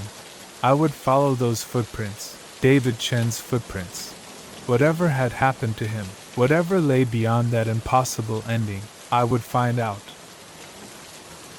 I took a deep breath, steeling myself for whatever came next. Then I stepped forward, leaving my own trail of footprints in the desert sand. Somewhere out there, in the vast emptiness of the Nevada desert, there's an abandoned car with its engine still running and a set of footprints leading nowhere. The highway of tears had claimed another victim, and I had become just another unsolved mystery on the loneliest road in America. The first footprint appeared like a phantom in the morning dew, its shape unmistakably human, yet far too large to belong to any of us. I stared at it, my coffee mug forgotten in my hand, as the rising sun cast long shadows across our ravaged campsite. Our food was strewn about, tents slashed, and an eerie silence hung in the air where bird songs should have been. But it was that single massive footprint that sent a chill down my spine. Whatever had visited us in the night was no ordinary animal, and I had a sickening feeling it wasn't done with us yet. My name's Matthew, and this camping trip was supposed to be a chance for my family to reconnect, to escape the constant buzz of technology, and remember what it was like to just be together. My wife Sarah, our 2 kids, Lily and Max, and I had spent months planning this getaway to Blue Pine Campground, a remote site nestled deep in the mountains. We'd arrived late yesterday afternoon, the kids buzzing with excitement as we set up our tents and gathered wood for the fire. As the sun set, we roasted marshmallows and told ghost stories, our laughter echoing through the trees. It felt perfect, like we'd finally found a way to pause the hectic pace of our lives and just breathe. If only I'd known then how quickly our idyllic retreat would turn into a nightmare. The first sign that something was wrong came in the middle of the night. I woke to the sound of rustling outside our tent, far too loud to be a raccoon or any of the small wildlife we'd been warned about. Grabbing my flashlight, I unzipped the tent flap and peered out. The beam of light caught a flash of movement at the edge of our campsite. Something large ducked behind a tree too quickly for me to make out its shape. Heart pounding, I zipped the tent back up and lay awake for hours listening to the sounds of something large moving around our camp. When morning came, the full extent of the intrusion became clear. Our cooler had been upended, its contents scattered across the ground. Claw marks scored the sides of our tents, and there in a patch of bare earth was that enormous footprint. "Matthew, what's going on?" Sarah's voice snapped me out of my daze. She stood in the entrance of our tent, her eyes widening as she took in the scene. I tried to keep my voice calm for her sake. "Looks like we had a visitor last night, probably a bear." But even as I said it, I knew it wasn't true. Bears didn't leave footprints like that. As Sarah woke the kids and we began to clean up the mess, I couldn't shake the feeling that we were being watched. The forest around us seemed too quiet, the shadows between the trees too deep. "Dad, can we go home now?" Lily asked, her voice small and frightened as she clutched her stuffed rabbit. I wanted nothing more than to say yes, to pack up our things and drive back to the safety of civilization. But when I tried to start the car, my blood ran cold. The engine sputtered and died, refusing to turn over no matter how many times I tried. "It's okay," I told my family, trying to project a confidence I didn't feel. "Probably just a dead battery. I'll hike down to the ranger station and get help." Sarah grabbed my arm, her eyes wide with fear. "You can't go out there alone. What if whatever did this is still out there?" I hesitated. She was right, of course, but what choice did we have? In the end, we decided to stick together. We packed some supplies and started down the trail towards the ranger station. It was only 5 miles, an easy hike under normal circumstances, but with every snapping twig and rustle in the underbrush, our nerves frayed a little more. We were about halfway there when Max spotted it, another footprint, this one pressed into a patch of mud beside the trail. It was even larger than the first and fresher. "It's following us," Sarah whispered, pulling the kids close. I wanted to reassure her, to say it was probably just a coincidence, but the words stuck in my throat. Because deep down, I knew she was right. We picked up our pace, the kids whimpering as branches scratched at their arms and legs. The sun was starting to set, the forest growing darker by the minute, and still, the ranger station seemed no closer. That's when we heard it, a low rumbling growl that seemed to come from everywhere and nowhere at once. Lily screamed, and Max burst into tears. "Run!" I yelled, scooping up Lily as Sarah grabbed Max's hand. We tore down the trail, blind panic driving us forward. Branches whipped at our faces, roots threatened to trip us at every step, and all the while, that growl grew louder, closer. I chanced to look back and immediately wished I hadn't. Something was moving through the trees behind us, something massive and dark. I caught a glimpse of glowing eyes and a flash of teeth before I turned back, running faster than I ever had in my life. We burst into a small clearing, gasping for breath, and there, like a miracle, was a cabin, not the ranger station we'd been aiming for, but at that moment, it looked like salvation. I didn't stop to question our luck. We raced for the door, praying it would be unlocked. The handle turned under my grip, and we tumbled inside, slamming the door behind us. For a long moment, we just stood there, chests heaving, listening to the sounds of something large circling the cabin.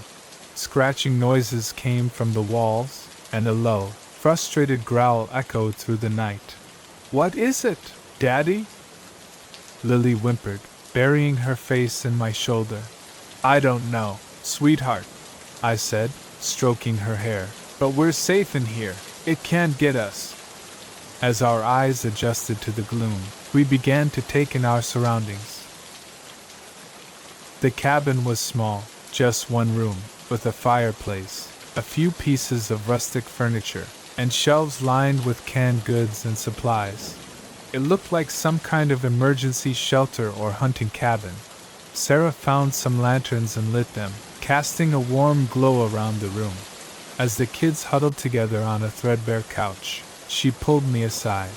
"Matthew, what are we going to do?" she whispered, her voice trembling. "What if it doesn't leave?" I took a deep breath, trying to think rationally. "We've got shelter, and it looks like there's enough food here to last a while. We'll wait it out." Someone's bound to come looking for us eventually. But as the night wore on, that confidence began to waver. The creature outside showed no signs of leaving. We could hear it moving around the cabin, testing the walls and door. Occasionally, it would let out a roar that made the windows rattle. The kids finally fell into an uneasy sleep, exhausted from the day's terror. Sarah and I took turns keeping watch, peering out the windows into the darkness. It was during my watch, in the darkest hours of the night, that I saw it clearly for the first time. The moon had come out from behind the clouds, illuminating the clearing in front of the cabin, and there, standing at the edge of the trees, was a creature that shouldn't exist. It was massive, easily 8 feet tall, with a body that seemed to be a patchwork of animal parts. Thick fur covered most of its body, but I could see patches of scales and what looked like feathers. Its face was a nightmarish blend of bear and something almost human, with eyes that glowed an unnatural yellow in the moonlight. As I watched, frozen in horror, it turned those glowing eyes directly towards me, and then, impossibly, it smiled, revealing rows of razor-sharp teeth. I stumbled back from the window, my heart pounding so hard I thought it might burst from my chest. This couldn't be real. Creatures like that didn't exist. They couldn't. But the growl that rumbled through the night was very, very real. I don't know how long we stayed in that cabin. Days blurred together, marked only by the rising and setting of the sun and the constant presence of the creature outside. We rationed the food carefully, knowing we might be in for a long wait. The kids were surprisingly resilient, turning our confinement into a game of sorts. But I could see the strain wearing on Sarah, the constant fear taking its toll. On what I think was the 5th day, we woke to silence. No growls, no scratching at the walls. Cautiously, I peered out the window. The clearing was empty. We waited another full day before we dared to venture out. The forest seemed normal again, birds singing, small animals scurrying about. But the claw marks on the cabin walls and the massive footprints in the mud were undeniable proof that our ordeal had been real. We made our way back to our campsite, half expecting to find it destroyed. Instead, we found park rangers and a search party. Our car had been fixed. Apparently, someone had noticed it sitting abandoned and called it in. We told them a sanitized version of events, that we'd gotten lost, found the cabin, and waited out a storm. Who would believe the truth? As we drove home, the kids chattering excitedly about their adventure, I couldn't shake the feeling that we'd glimpsed something we were never meant to see, a creature that lurked in the shadows of the world, defying explanation. We never went camping again, but sometimes, on dark nights, when the wind howls outside our safely locked doors, I find myself thinking about that cabin in the woods, and I wonder if somewhere out there, in the vast wilderness, that creature is still roaming, waiting for the next unsuspecting family to cross its path. The wilderness holds secrets, ancient and terrifying, and sometimes those secrets have teeth and claws. The first thing I noticed was the silence. On a cruise ship carrying over 3,000 passengers and 1,500 crew members, silence is never a good sign. I stood in the middle of the Leo deck where, just hours ago, families had been splashing in the pool and music had been blaring from the speakers. Now, there was nothing but the gentle lapping of waves against the hull and the distant hum of engines. As I turned in a slow circle, taking in the abandoned lounge chairs and half-empty cocktails, a chill ran down my spine. Where was everyone? And why did the air suddenly feel so different? My name is Mia-chin, and what should have been a relaxing Caribbean cruise turned into the most bewildering and terrifying experience of my life.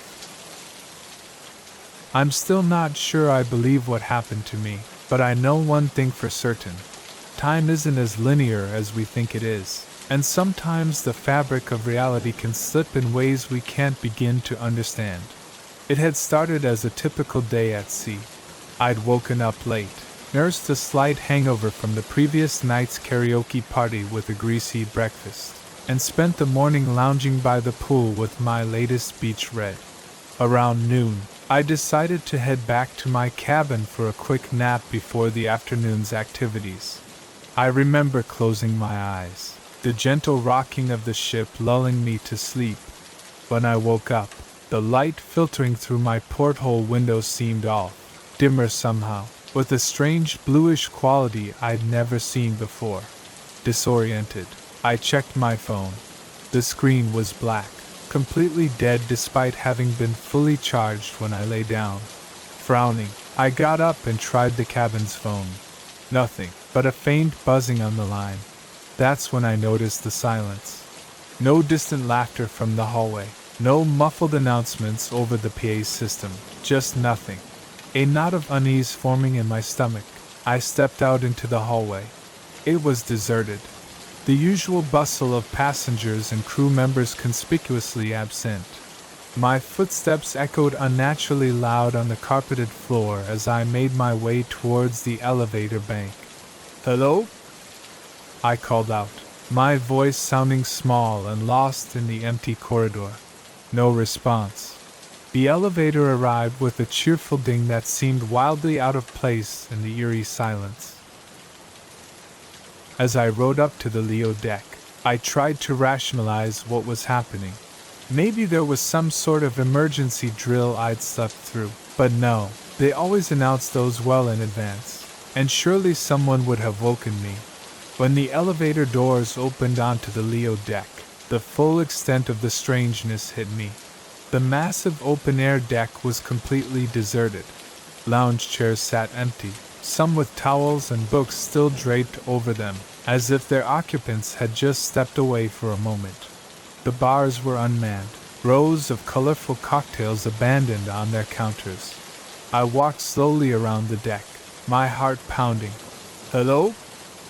I called again, louder this time. "Is anyone here?" Only the sound of the waves answered me. As I completed my circuit of the deck, I noticed something that made my blood run cold. The lifeboats were all still in place. If there had been some kind of emergency evacuation, surely they would have been launched. I spent the next few hours searching the ship, deck by deck, my panic growing with each empty room and deserted corridor I encountered.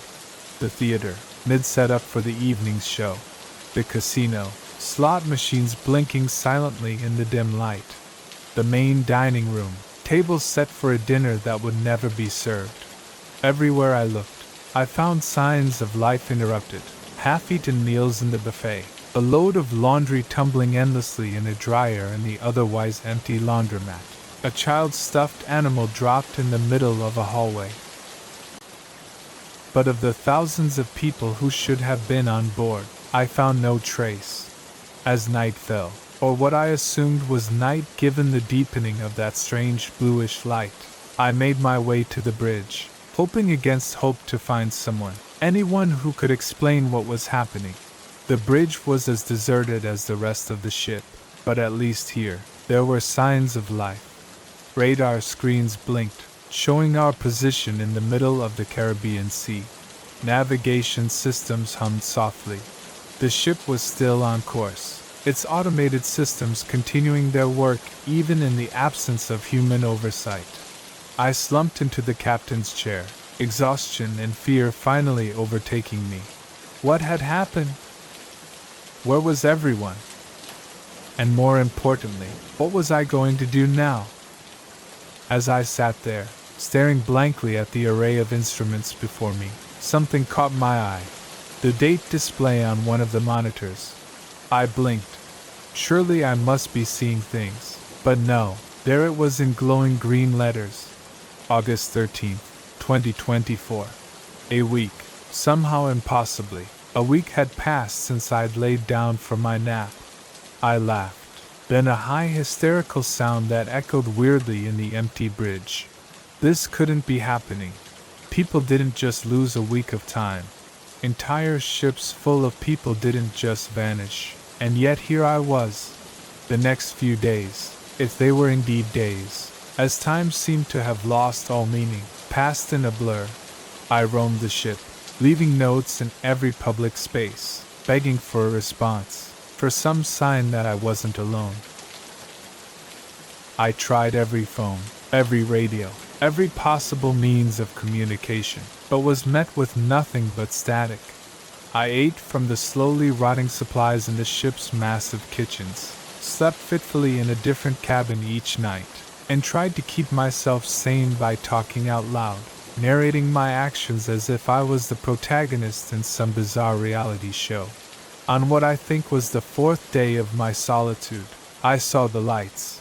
At first, I thought I was hallucinating, my mind finally cracking under the strain of isolation. But no, there they were, distant pinpricks of light on the horizon, growing larger by the minute. Hope surged through me. Another ship? A rescue party? I raced to the bow, waving my arms and shouting even though I knew they were still too far away to see or hear me. As the lights grew closer, I realized with a start that they weren't coming from the sea but from the sky. My elation turned to confusion, then to a kind of numb acceptance. Of course, why not? After everything else, why shouldn't there be strange lights in the sky? The lights descended slowly, hovering over the ship. They were beautiful, pulsing with colors I had no names for, casting shimmering reflections on the calm sea. As I watched, a beam of light shot down from the center of the formation, touching the deck just a few feet away from me, and then, as suddenly as they had appeared, the lights vanished, and I was no longer alone. The deck was filled with people, passengers in swimsuits and sundresses, crew members in their crisp uniforms. They milled about in confusion, voices rising in a babble of questions and exclamations. What happened? Where did everyone go? Was I dreaming? I stood frozen, unable to comprehend what I was seeing. A man in a captain's uniform strode purposefully towards me, his face a mask of concern. Miss, are you all right? You look pale. I opened my mouth, but no words came out. How could I possibly explain what had happened? In the days that followed, as the ship made its way back to port, a story was pieced together. According to everyone else on board, no time had passed at all. One moment they had been going about their day, the next, they had found themselves standing on the deck, disoriented and confused. Only I remembered the empty ship, the days of solitude, the strange lights. Only I had lived through that impossible week. The incident made headlines around the world. Cruise ship reappears after mysterious disappearance. Experts were consulted. Theories were proposed and debunked. Some spoke of wormholes, others of alien abduction. A few fringe voices even suggested a mass hallucination or an elaborate hoax. As for me, I gave my statement to the authorities and then retreated from the public eye. How could I explain something I didn't understand myself? How could I describe the profound loneliness of those days on the empty ship, the bone-deep wrongness of a world slightly out of sync? I've never set foot on another cruise ship. The sight of the ocean fills me with a nameless dread, and sometimes, in the deepest hours of the night, I wake up in a cold sweat, convinced that I'm back there, alone on an empty ship, adrift in a sea of time. I don't know what happened on the paradise of the seas. I don't know where everyone went, or why I was left behind, or what those lights in the sky were, but I do know this. Our understanding of reality, of time and space, is far more limited than we think. There are things out there, forces at work, that we can't begin to comprehend, and sometimes, if we're very unlucky, we catch a glimpse of them, a peek behind the curtain of reality into the vast, terrifying unknown that lies beyond.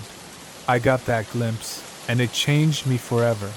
So the next time you're on a cruise, or any ship for that matter, and you feel a sudden chill or notice the quality of light change ever so slightly, or find yourself alone in a place that should be crowded, remember my story, and hope with every fiber of your being that you don't slip through the cracks of time like I did, because, trust me, once you've experienced that kind of impossible solitude, you're never quite the same again.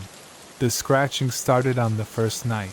A faint persistent sound that could have been tree branches against the cabin's wooden walls if not for the absolute stillness of the air outside. I lay awake, Emily's steady breathing beside me, and listened as the noise grew louder, more deliberate. It wasn't until I heard a distinct tapping on the bedroom window that I realized, with a chill that ran deep into my bones, that whatever was out there wasn't a tree, and it wanted in. My name is Daniel, and what was supposed to be a romantic getaway with my girlfriend turned into a waking nightmare that I'm still trying to understand. We'd been dating for a year, and with both of us drowning in work stress, a week in a secluded cabin seemed like the perfect escape. No cell service, no Wi-Fi, just us and the great outdoors. If only we'd known what was waiting for us in those woods. We arrived at the cabin late Friday afternoon. It was exactly as advertised, a cozy 2-bedroom log structure nestled in a clearing surrounded by towering pines. The nearest neighbor was miles away, and the dirt road leading to the property had been rough enough to make us question our decision more than once. But as we stepped out of the car, the fresh mountain air and the absolute quiet washed away our doubts. This was exactly what we needed. The cabin's owner, a gruff older man named Bill, met us with the keys. As he gave us a quick tour, I couldn't help but notice how his eyes darted nervously around, never quite settling on one spot. "Now, couple things to remember," he said as we stood on the porch. "Don't go wandering in the woods after dark. Lots of wildlife out there, and it's easy to get turned around. And if you hear any strange noises at night, just ignore them. Probably just raccoons or something." I nodded, not thinking much of it at the time. Every cabin owner had their quirks and warnings. "Oh, and one more thing," Bill added, his hand on the door. "Whatever you do, don't open the doors or windows at night, no matter what you hear. Got it?" Before we could ask what he meant, he was gone, his truck kicking up dust as he sped down the dirt road. Emily and I exchanged glances. "Well, that was weird," she said with a nervous laugh. I shrugged it off. "Probably just trying to scare the city folk. Come on, let's unpack." The rest of the day was perfect. We hiked a nearby trail, cooked dinner on the old wood stove, and spent the evening cuddled up on the porch swing watching the stars come out in a sky unspoiled by light pollution. It wasn't until we were getting ready for bed that I noticed the scratches. They were on the inside of the doors and around the windows, long deep gouges in the wood that looked like they'd been made by something with very sharp claws. Come look at this," I called out. She came over frowning as she ran her fingers over the marks. "Weird. You think a bear tried to get in or something?" "Maybe," I said, though something about the scratches made my skin crawl. They seemed too deliberate, too purposeful. We went to bed joking about ghost bears to lighten the mood, but as the night wore on and the scratching started, those jokes didn't seem funny anymore. I lay there, every muscle tense, listening to the sound move around the cabin. Scratch, scratch, pause, scratch, scratch, pause, then the tapping on the window, like something was testing the glass. Emily stirred beside me. "Dan, do you hear that?" I nodded, not trusting my voice. We clung to each other, barely breathing, as the tapping moved from window to window. Finally, after what felt like hours, it stopped. We eventually fell into an uneasy sleep. As dawn began to break, the next morning, we tried to rationalize what had happened. Raccoons, we decided, or maybe a particularly persistent owl. We spent the day hiking and swimming in a nearby lake, the bright sunshine making the terrors of the night seem distant and silly. But as evening fell and we returned to the cabin, that sense of unease crept back. We double-checked all the locks, drew the curtains tight, and tried to distract ourselves with board games and wine. The scratching started earlier that night, more insistent than before, and this time it was accompanied by something else, a low guttural sound that was almost, but not quite, a voice. "Daniel," Emily whispered, her face pale in the lamplight. "That's not an animal." I wanted to reassure her, to say it was just the wind, or our imaginations playing tricks on us. But as the not-quite voice grew louder, forming sounds that were almost words, I couldn't lie to her, or myself. We huddled together on the bed, watching the shadows under the door, listening to whatever was out there circle the cabin again and again. At one point, something heavy threw itself against the front door, making the whole cabin shudder. I thought about making a run for the car, but the keys were in the living room, and the idea of opening any door seemed impossible. So we waited, clinging to each other, as the night stretched on endlessly. Just before dawn, in that darkest hour when hope seems furthest away, we heard a new sound. Footsteps on the porch, then a knock at the door, a human knock. "Hello? Anyone in there?" A man's voice, gruff, but blessedly normal. We approached the door cautiously. Through the peephole, I could see Bill, the cabin owner, standing on the porch with a flashlight. I opened the door, relief flooding through me. "Bill, thank God! There's something out here, something." He cut me off, pushing past us into the cabin. "I know, that's why I'm here. You two okay?" We nodded, still shaken. Bill did a quick circuit of the cabin, checking the windows and doors. When he was satisfied, he turned to us with a grim expression. "I owe you an apology," he said. "I should have told you the whole truth when you got here, but I was afraid you'd leave, and I need the money, if I'm being honest." "Told us what?" Emily demanded. "What the hell is going on here?" Bill sighed, suddenly looking much older. "This land, it's not right, never has been. Long as I can remember, things live in these woods, things that ain't natural. Most of the time, they keep to themselves, but sometimes, especially when there's new blood around, they get curious." I felt a chill run down my spine. "What kind of things?" He shook his head. "I don't rightly know, never seen them clearly, but I've heard them, felt them watching. They're smart, whatever they are, smart and hungry." "Why don't you leave?" Emily asked. "Can't," Bill said simply. "This land's been in my family for generations, and besides," he added, his voice dropping to a near whisper, "I don't think they'd let me."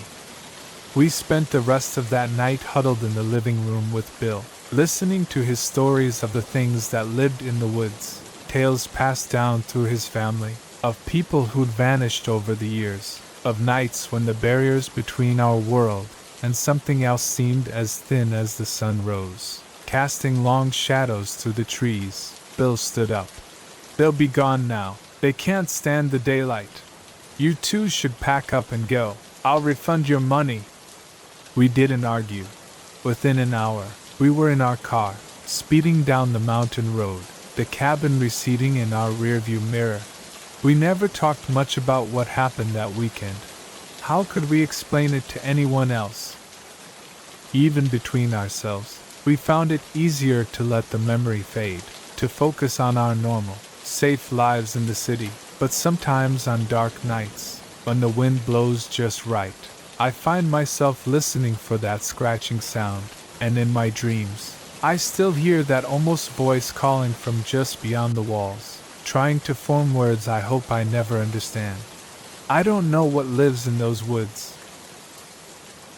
I don't know why it was so interested in us, or what it might have done if it had gotten inside, but I do know this.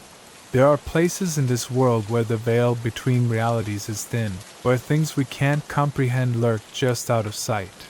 If you ever find yourself in a secluded cabin miles from civilization, and you hear a scratching at the door or a tapping at the window, remember my story. Keep the doors locked, the curtains drawn, and whatever you do, don't let it in, because once you acknowledge those things in the dark, once you let them know you can hear them, they'll never stop calling, and sooner or later, curiosity or fear or simple exhaustion might lead you to answer.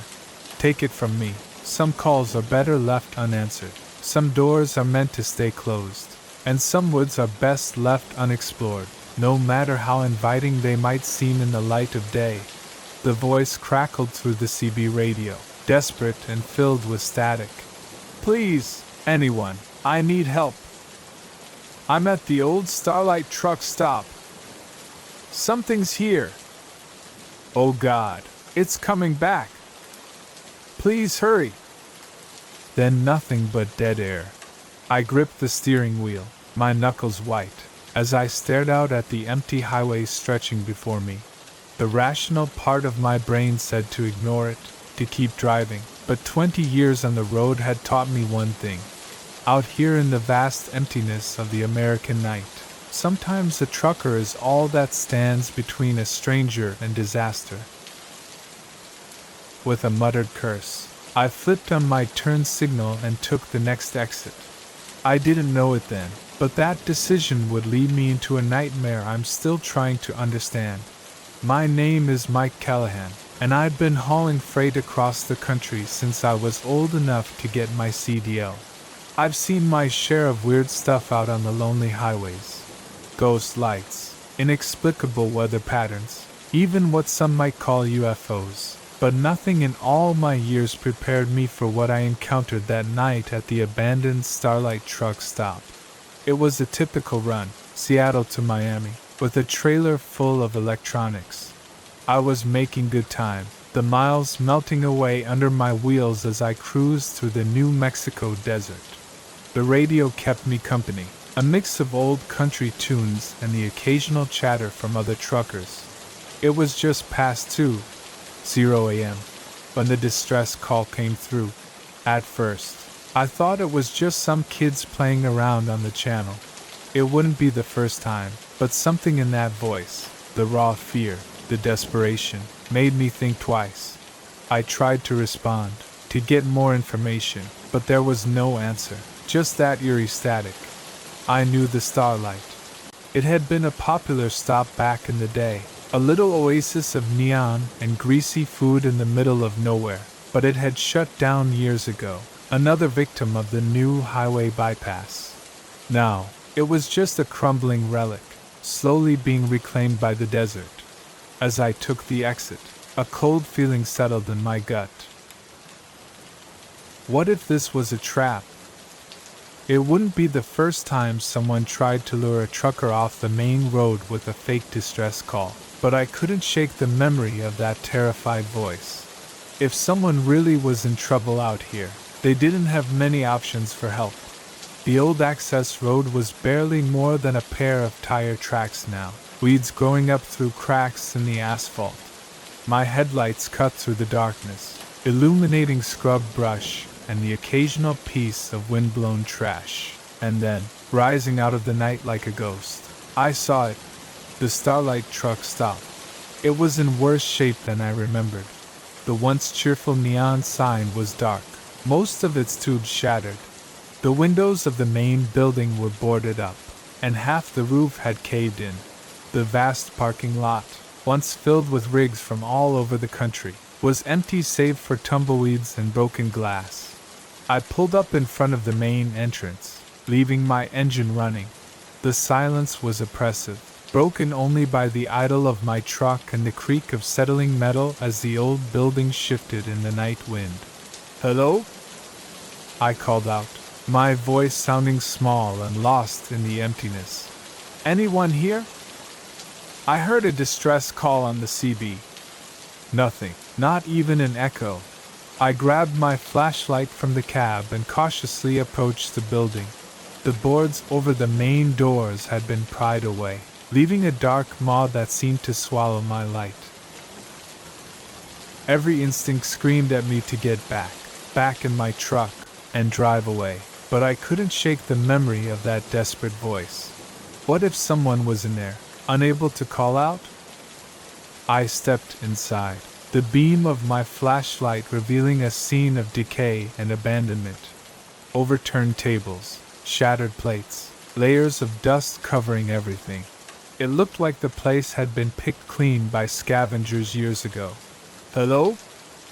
I called again, my voice echoing in the empty space. "Anyone here?" A sound from the back of the building made me jump, a scraping noise, like something heavy being dragged across the floor. "Hey, you okay back there?" I moved towards the sound, my heart pounding as I rounded the corner into what used to be the kitchen. My flashlight beam fell on something that made my blood run cold. There, propped up against an old stove, was a CB radio. It looked brand new, completely out of place in the ruin around it. I approached slowly, my mind racing. Had the person who called for help left this here? But why? And where were they now? That's when I noticed something else. On the floor around the radio were strange markings, curved lines and symbols drawn in what looked, horribly, like dried blood. I took a step back, suddenly very aware of how quiet it was. Even the wind seemed to have died down, and then I heard it, a low guttural sound coming from somewhere behind me. It was almost, but not quite, a voice. The hairs on the back of my neck stood up as I slowly turned around. There, in the doorway, was something. In the brief moment before terror overtook me, my mind tried to make sense of what I was seeing. It was vaguely humanoid, but too tall, too thin. Its limbs bent at impossible angles, and its face, God, its face was just a blank expanse of pale skin with a mouth that split it from top to bottom. I'd like to say I fought, or that I at least had the presence of mind to run, but the truth is, I froze, rooted to the spot as that thing unfolded itself, growing even taller as it flowed into the room like smoke given form. It reached for me with hands that were more like claws, and I felt my consciousness slipping away. The last thing I remember is the CB radio crackling to life, that same desperate voice calling out for help. I woke up in my truck, parked on the side of the highway. For a moment, I thought it had all been a vivid nightmare, but then I noticed the dust coating my clothes, the scratches on my arms, and there, on the passenger seat, was the CB radio from the abandoned truck stop. My logbook showed I'd lost almost 6 hours. 6 hours that I had no memory of. I drove to the nearest town in a daze, checked into a motel, and tried to make sense of what had happened. Had I really seen what I thought I saw, or had my mind conjured up some impossible horror to fill in the gaps in my memory? I thought about going to the police, but what would I tell them? That I'd been lured to an abandoned truck stop by a ghost on the CB, then attacked by some kind of monster? They'd laugh me out of the station if they didn't lock me up for my own safety. In the end, I did the only thing I could do. I got back on the road and finished my run, but things were different after that night. I found myself jumping at shadows, flinching every time the CB crackled with static. I started taking routes that avoided long stretches of empty highway, even if it meant longer trips, and that CB radio. I couldn't bring myself to get rid of it, but I couldn't stand to have it in my truck either. It sits in a storage unit now, wrapped in chains and locked in a box. Some nights I swear I can hear it calling, that same desperate voice begging for help. I've tried to find out more about the Starlight truck stop since then. Turns out, it has quite a history. Stories of disappearances going back decades. Truckers who stopped there and were never seen again. Local legends about ancient burial grounds and doorways to other worlds. I don't know what to believe anymore. I don't know if what I experienced was real, or some kind of hallucination, or something in between, but I do know this. There are things out there in the darkness that we can't explain, things that lurk on the edges of our world. waiting for someone to answer their call. So, if you're ever out on the road late at night, and you hear a desperate voice on the CB begging for help, think twice before you answer, because sometimes the call for help isn't coming from someone in trouble. Sometimes, it's coming from the trouble itself. And if you find yourself driving past an abandoned truck stop in the middle of the New Mexico desert, keep on driving.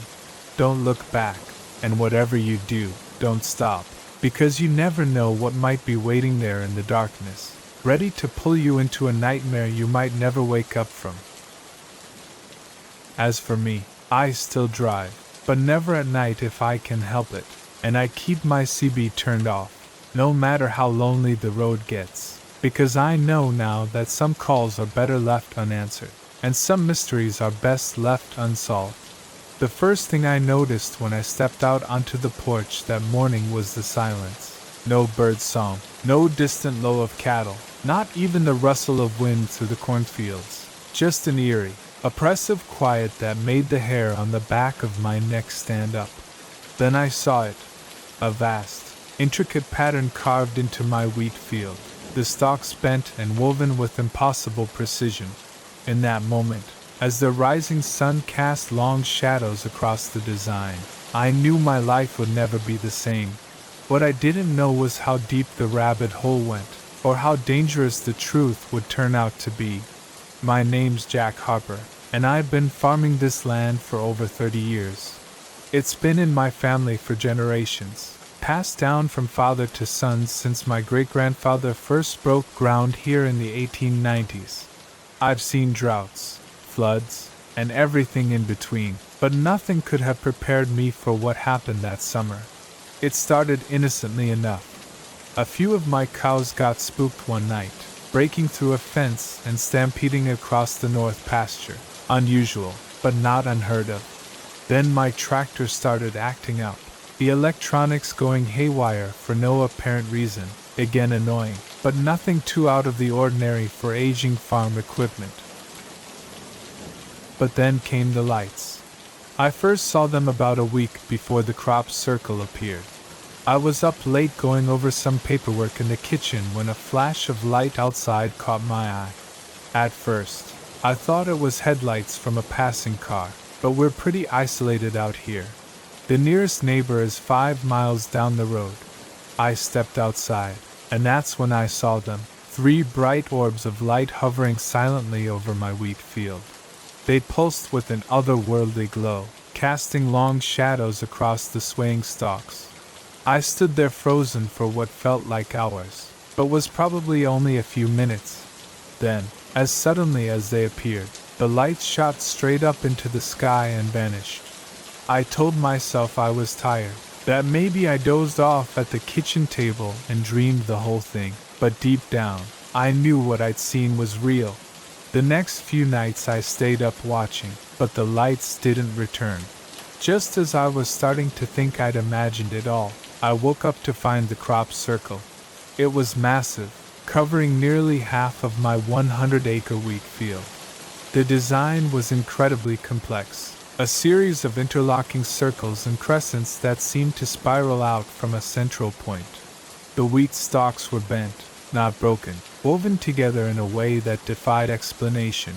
I called the sheriff more out of a sense of obligation than any real hope for answers. Bob's been a friend for years, but I could see the skepticism in his eyes as he surveyed the damage. "Could be pranksters," he suggested, not sounding very convinced. "You know how kids get in the summer, looking for thrills." I shook my head. "Bob, this would have taken a team of people all night to do, and they'd have left tracks. Look at the ground. There's not a single footprint or tire track anywhere." He didn't have an answer for that. Word spread quickly, as it tends to do in small towns. By noon, my driveway was clogged with curiosity seekers, amateur paranormal investigators, and local news crews. I did my best to keep them off my property, but it was like trying to hold back the tide. That's when things started to get really strange. It began with the animals. My dogs, usually friendly to a fault, became aggressive, snarling at anyone who came near the crop's circle. The cattle refused to graze anywhere near that field, clustering at the far end of their pasture and bellowing uneasily through the night. Then, the equipment failures escalated, not just my tractor now, but every piece of electronic equipment on the farm. Cell phones died within minutes of being fully charged. The TV emitted nothing but static, occasionally interrupted by bursts of what sounded like voices speaking in an unknown language. And the dreams, God, the dreams. Every night I found myself wandering through that wheat field, the stalks whispering, singing around me in voices just on the edge of comprehension. Something was always just ahead of me, always just out of sight. I'd wake up in a cold sweat, the taste of metal in my mouth, and the feeling that I was on the verge of understanding something vast and terrible. About a week after the crop's circle appeared, I had a visitor. He introduced himself as Dr. Alan Friedman, an astrophysicist from the State University. He was different from the other investigators who'd come sniffing around, quieter, more serious. "Mr. Harper," he said, his eyes never leaving the crop's circle, "have you noticed any other unusual phenomena since this appeared? Lights in the sky, perhaps? Electronic disturbances?" The hairs on the back of my neck stood up. "How did you know about that?" He turned to me then, his expression grave. "Because this isn't the first time this has happened. There's a pattern, Mr. Harper. These events, they're escalating." Over the next few hours, Dr. Friedman told me things that shook me to my core, about other crop circles, all following a similar design, appearing across the country over the past few years, about increased UFO sightings in those areas, and about people who had gone missing, always in the weeks following the appearance of a circle. "We believe," he said in a low voice, "that these are some kind of test sites, that whatever intelligence is behind this is preparing for something bigger." I wanted to dismiss it all as crazy talk, but I couldn't, not after what I'd seen, what I'd experienced. "What do they want?" I asked, my mouth dry. Dr. Friedman shook his head. "We don't know, but we think you might be in danger, Mr. Harper. These sites, they seem to have a strange effect on the people closest to them. We've documented cases of unusual behavior, of people claiming to receive messages or orders from some unknown source." As he spoke, I felt a chill run down my spine. I thought of my dreams, of the whispers, just on the edge of understanding. "What should I do?" I asked. "Let us set up some monitoring equipment," he said, "and whatever you do, don't enter that field, no matter what you hear, no matter what you think you see. Promise me." I promised, but promises, I would soon learn, are hard to keep when reality itself seems to be unraveling around you. The next few days were a blur of activity. Dr. Friedman and his team set up cameras and sensors around the perimeter of the crop circle. They took samples of the soil and the wheat, muttering to each other in low, worried tones. And all the while, the whispers in my dreams grew louder, more insistent. I'd wake up with strange symbols etched in my mind, my fingers itching to draw them. The urge to walk into that field, to reach the center of the circle, became almost overwhelming. It all came to a head on the 7th night after the circle appeared. I was jolted awake by a sound I'd never heard before, a low, thrumming vibration that seemed to come from everywhere and nowhere at once. I stumbled to the window and felt my heart stop. The crop circle was glowing, pulsing with a soft blue-white light that seemed to beat in time with the thrumming sound. And there, hovering above it, were the lights I'd seen before, but this time they were descending. I don't remember deciding to go outside. One moment, I was at the window, the next, I was running across the yard in my pajamas, drawn toward the circle by a force I couldn't resist. Dr. Friedman's warning echoed in my head, but it seemed distant, unimportant. All that mattered was reaching the center of the circle, meeting whatever was coming down from the sky. I was at the edge of the wheat field when a hand grabbed my arm, yanking me back. It was Dr. Friedman, his face pale in the otherworldly light. "Harper, no!" he shouted over the thrumming. "If you go in there, we'll lose you!" I struggled against his grip, the whispers in my head drowning out everything else, but he held firm, and slowly, painfully, I felt the compulsion begin to fade. We watched, transfixed, as the lights descended into the center of the crop's circle. There was a flash so bright, it left spots dancing in my vision, and then nothing. The lights were gone. The thrumming stopped. The crop's circle lay dark and still. In the days that followed, government agents swarmed my farm. The crop circle was dug up, every grain of soil tested and retested. I was questioned for hours, as were Dr. Friedman and his team. They found nothing, no radiation, no unexplained elements, nothing to prove that anything out of the ordinary had happened.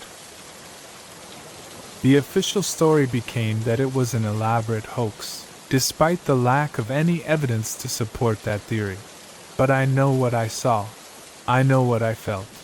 It's been 5 years since that night. I still farm the land, but things are different now. The wheat doesn't grow in that field anymore, no matter what we plant. On quiet nights, I sometimes think I can still hear those whispers on the edge of my mind. And sometimes, when I look up at the stars, I can't shake the feeling that something up there is looking back, watching, waiting. I don't know what would have happened if I had made it to the center of that circle. I don't know what's coming, or when, but I do know this. We are not alone, and the universe is stranger and more terrifying than we can imagine. So, if you ever find a strange pattern carved into your fields, or see lights in the sky that move like nothing you've ever seen before, remember my story, and whatever you do, don't answer when they call, because once you do, there's no going back. The coffee cup was still warm. That's what got me, not the eerie silence, not the abandoned cars, not even the fresh tire tracks leading nowhere. It was that paper cup in the trash, steam still rising from its contents, that made my skin crawl. Someone had been here moments ago, but the rest stop was deserted. As I stood there, the hairs on the back of my neck prickling, I caught movement out of the corner of my eye. There, at the edge of the woods, a figure watched, and in that moment, I knew I'd stumbled into something I shouldn't have seen, something I might not escape from. My name's Matthew, and I've been driving cross-country for a living for the better part of a decade. Long-haul trucking isn't glamorous, but it pays the bills and satisfies my wanderlust. I've seen my share of weird stuff on the road. Inexplicable lights in the sky, ghost towns that aren't on any map, even what some might call supernatural occurrences. But nothing, absolutely nothing, prepared me for what I encountered that night at the Pinewood Rest Stop. It was a routine run, St. Louis to Portland, with a trailer full of electronics. I'd been pushing hard, trying to make up time after a delay at my last stop. The night was moonless, the highway a ribbon of black stretching endlessly before me.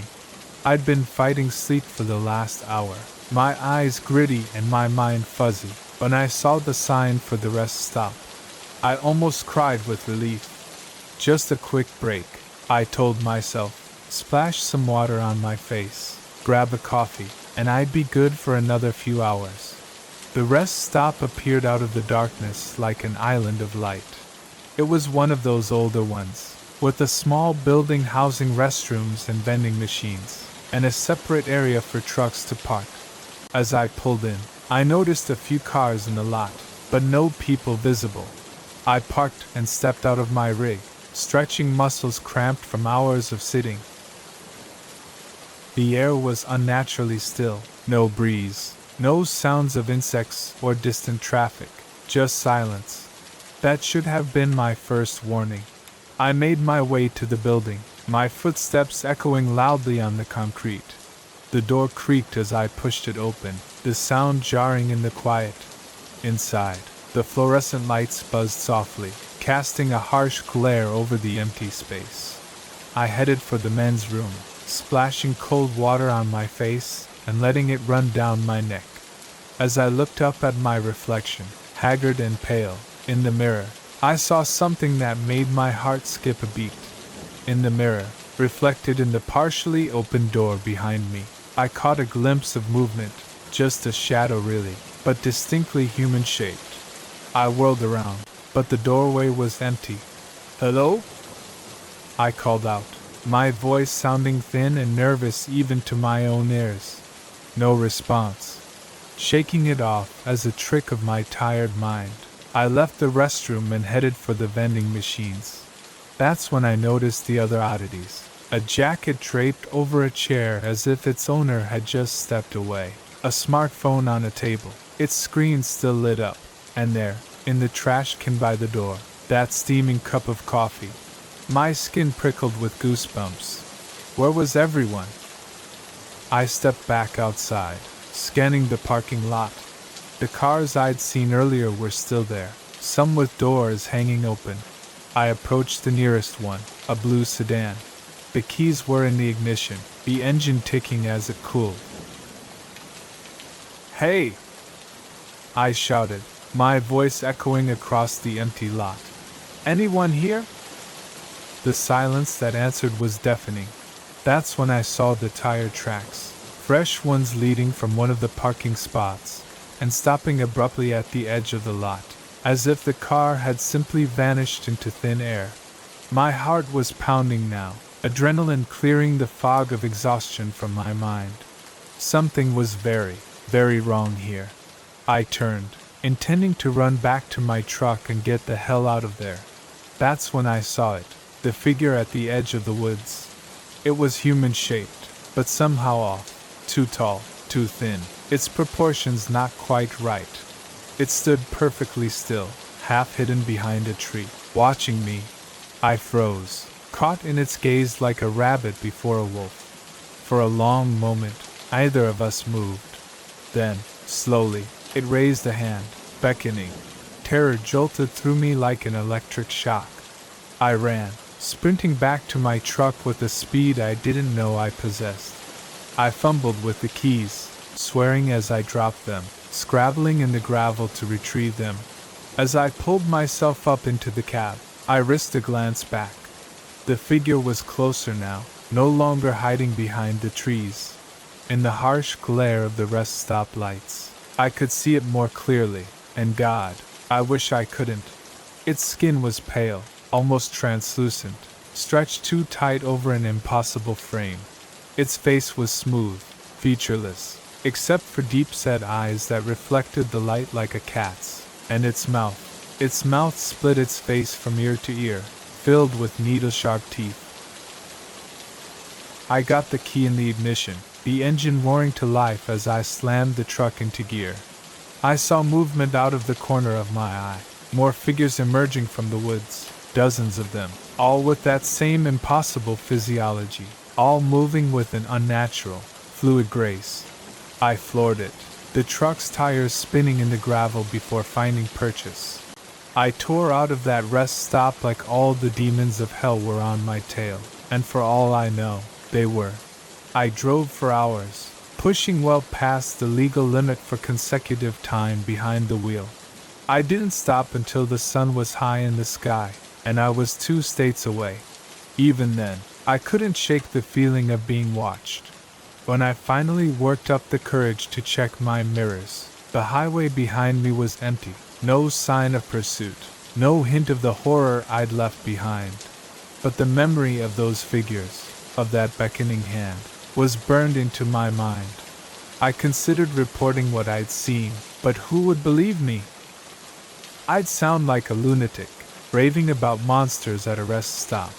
So, I kept quiet, finished my run, and tried to convince myself it had all been a hallucination brought on by exhaustion. But I couldn't forget, and I couldn't stop wondering about those people at the rest stop, the ones who'd left behind their cars, their belongings, The ones who'd followed that beckoning hand into the woods. Where had they gone? What had happened to them? In the weeks that followed, I did some digging. It wasn't easy. I'm no detective, and I had precious little to go on, but what I found chilled me to the bone. There were stories whispered, tales among long-haul truckers and late-night travelers, stories of rest stops where people vanished without a trace, a figure seen at the edge of the woods, always at night, always beckoning. Some called them aliens, others said they were interdimensional beings. A few spoke of ancient, forgotten gods awakening in our modern world. I don't know what they are. I don't know what they want, but I know they're out there, waiting at the edges of lonely highways, in the shadows of late-night rest stops. I still drive, but never at night if I can help it. I avoid rest stops, pushing myself to make it from one major town to the next without breaks, and I never, ever stop if I see a solitary figure standing at the edge of the woods. Sometimes, on long hauls, when the night is dark and the road seems to go on forever, I think I see them in my mirrors, tall, thin figures, keeping pace with my truck despite its speed, watching, waiting, and sometimes, I wonder if I really did escape that night, or if somehow I'm still there, trapped in some in-between place, living out a life that's not quite real. So, if you're ever driving late at night, and you see a rest stop appear out of the darkness, think twice before you stop. Check your gas gauge, your caffeine levels, your fatigue. Ask yourself, is it worth the risk? Because you never know what might be waiting there in the shadows. You never know who or what might be beckoning you into the woods, and once you follow, you might never find your way back. Remember my story, and keep driving, no matter how tired you are, because some rest stops aren't meant for rest. Some are gateways to places we were never meant to go, and once you cross that threshold, there's no coming back. The first photo showed nothing but trees. The second captured a blur of movement at the edge of the frame, but it was the third image that made my blood run cold. There, emerging from the shadows between two ancient pines, was a figure, humanoid but wrong somehow, too tall, too thin, its proportions distorted in a way that defied natural law, and it was looking directly at the camera, at me. I lowered the viewfinder with shaking hands, my eyes darting to the deepening shadows around my campsite. Night was falling, and I was no longer alone in these woods. My name is Maggie Chin, and I've been a nature photographer for the better part of a decade. I've trekked through rainforests, scaled mountains, and waded through swamps to get the perfect shot, but nothing in all my years of experience could have prepared me for what I encountered in the depths of the Olympic National Forest. It was supposed to be a routine assignment, a 2-week solo expedition to capture the raw beauty of the old-growth forest for a conservation magazine. I'd done dozens of trips like this before, and I was looking forward to the solitude, to immersing myself in nature without the distractions of the modern world. The first few days were idyllic. The forest was a photographer's dream, all towering evergreens draped in moss, hidden waterfalls, and dappled sunlight filtering through the canopy. I set up my base camp in a small clearing near a babbling stream, venturing out each day to explore and photograph. It was on the 4th night that things started to get strange. I was reviewing the day's shots on my camera when I noticed something odd in the background of one image, a shape just barely visible in the shadows between two trees. At first, I dismissed it as a trick of the light, or maybe a deer, but something about it nagged at me. The next day, I returned to the same spot, determined to figure out what I'd captured. I set up my camera trap, a motion-activated camera designed to capture wildlife, and left it there for the day while I explored other areas. When I returned that evening and checked the camera, my heart nearly stopped. There were dozens of images taken in rapid succession. The first few showed nothing unusual, just the forest floor and a squirrel or two, but then the figure appeared. tall and impossibly thin, with long, spindly limbs that seemed to bend at unnatural angles.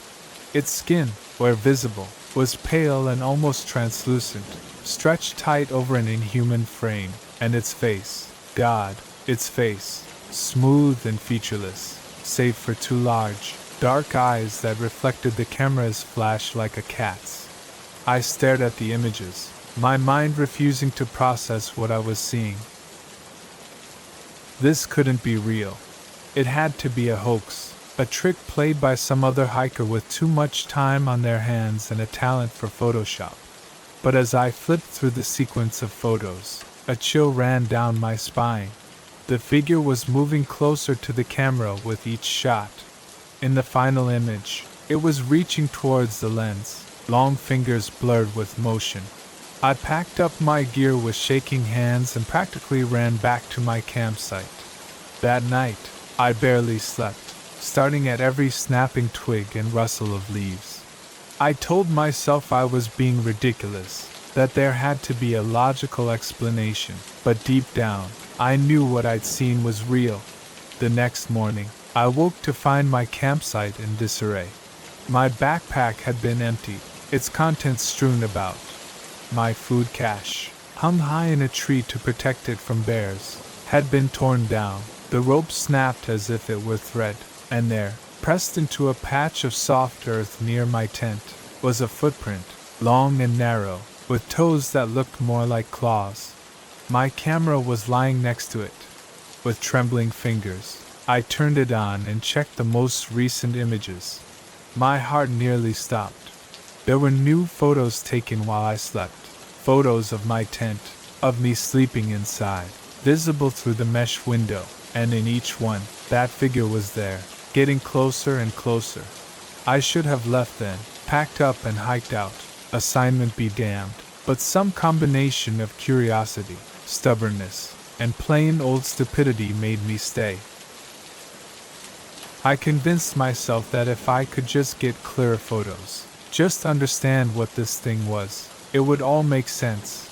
So, I stayed, and each night the creature came closer. I set up more camera traps around my campsite, capturing image after image of the being as it circled my tent. I barely slept, spending my nights huddled in my sleeping bag, clutching my hunting knife, and jumping at every sound. During the day, I'd venture out, following trails of broken branches and those strange footprints. I found places where the undergrowth had been crushed, as if something large had stepped down. Once, I found a tuft of hair caught on a branch, coarse and gray, like no animal fur I'd ever seen. As the days passed, I began to feel like I was losing my mind.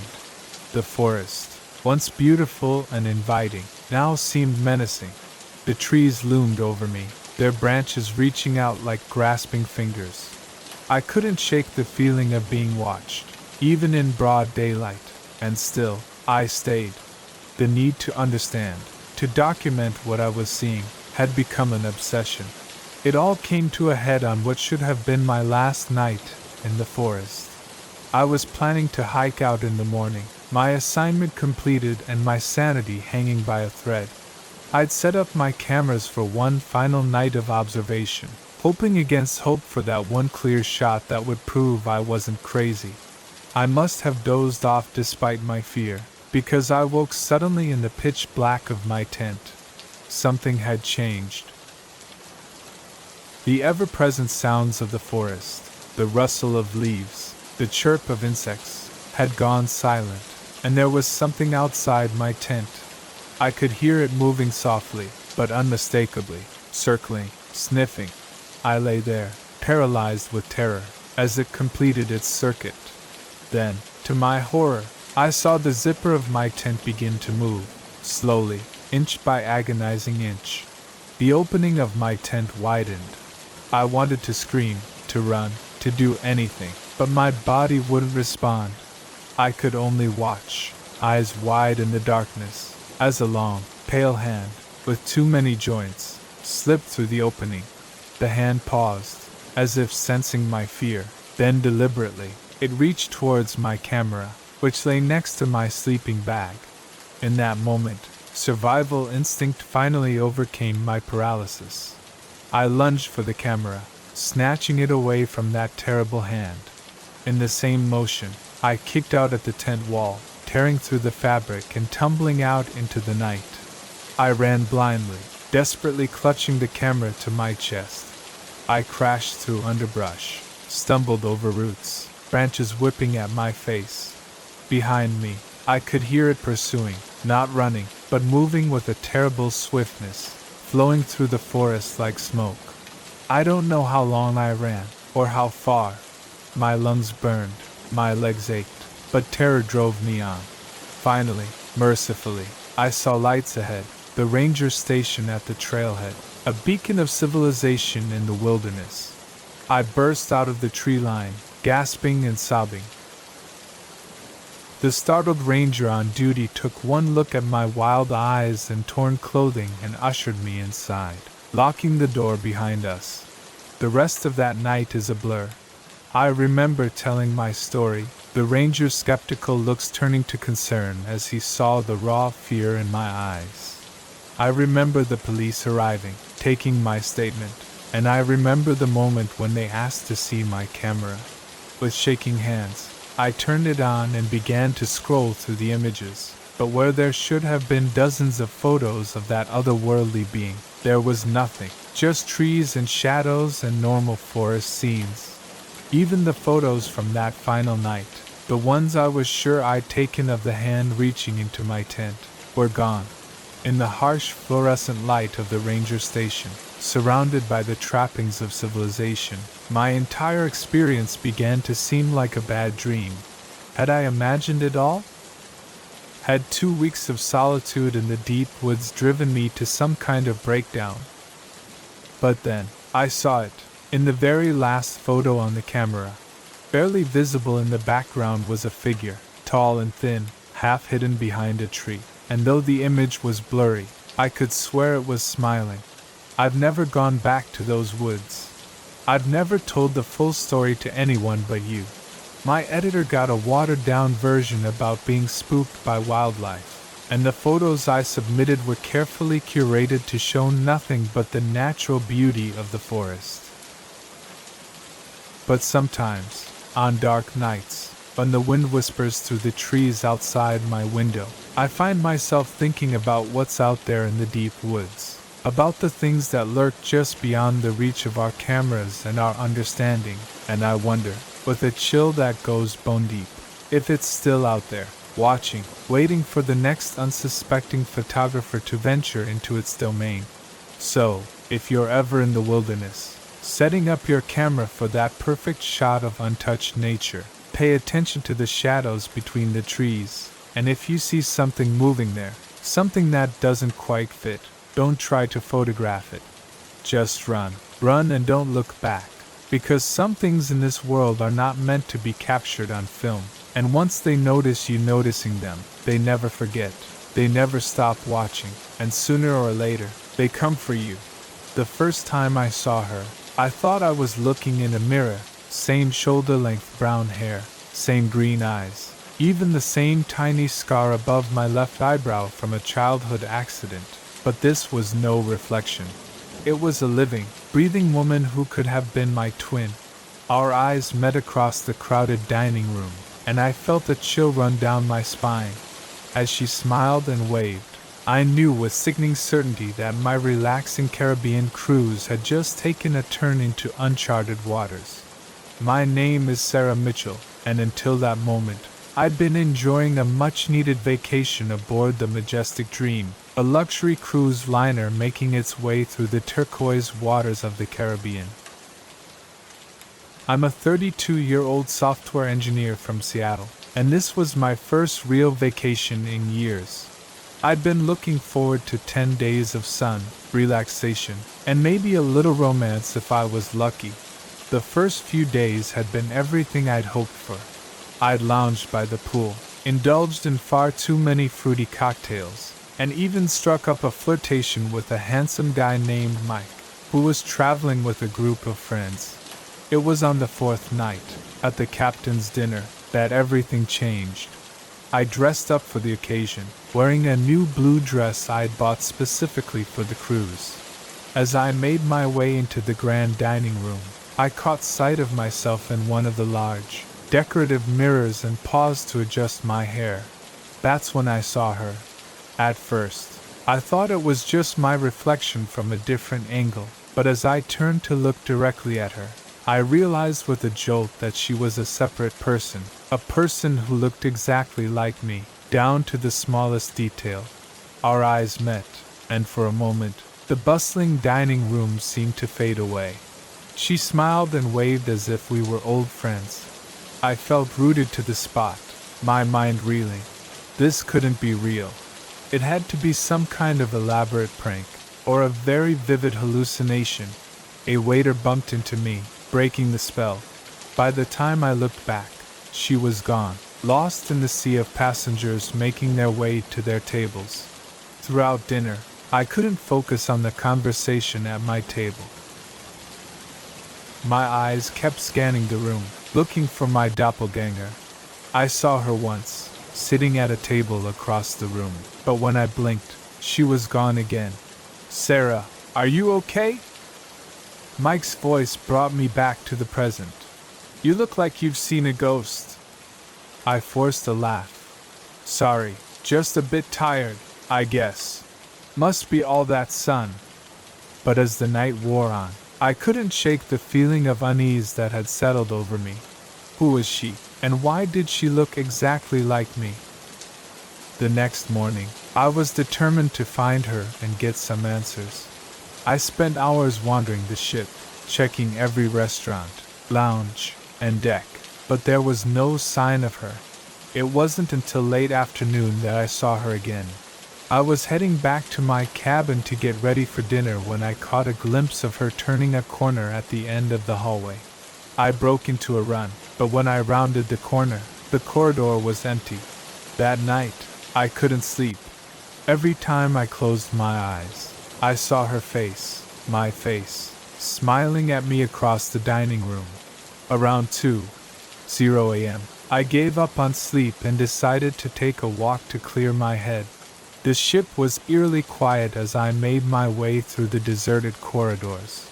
I found myself on one of the upper decks, leaning against the railing and staring out at the moonlit ocean. That's when I heard it. Footsteps behind me, soft but distinct. I turned, half expecting to see my double.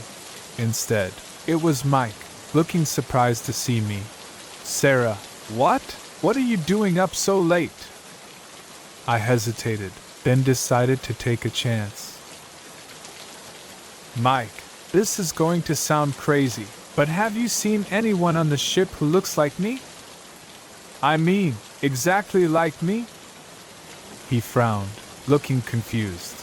"What do you mean?" I told him everything, about seeing my doppelganger at dinner, about chasing her through the ship.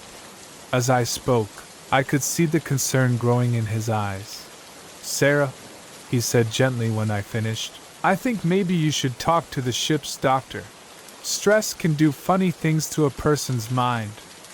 "I'm not crazy," I snapped, then immediately felt guilty at the hurt look on his face. "I'm sorry. I know what I saw, Mike. She's real."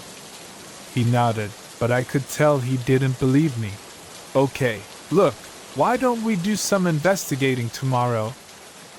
If there really is someone who looks that much like you on the ship, other people must have noticed too, right?" I agreed, grateful for his support, even if he thought I was losing my mind. We made plans to meet for breakfast, and I headed back to my cabin, feeling slightly better.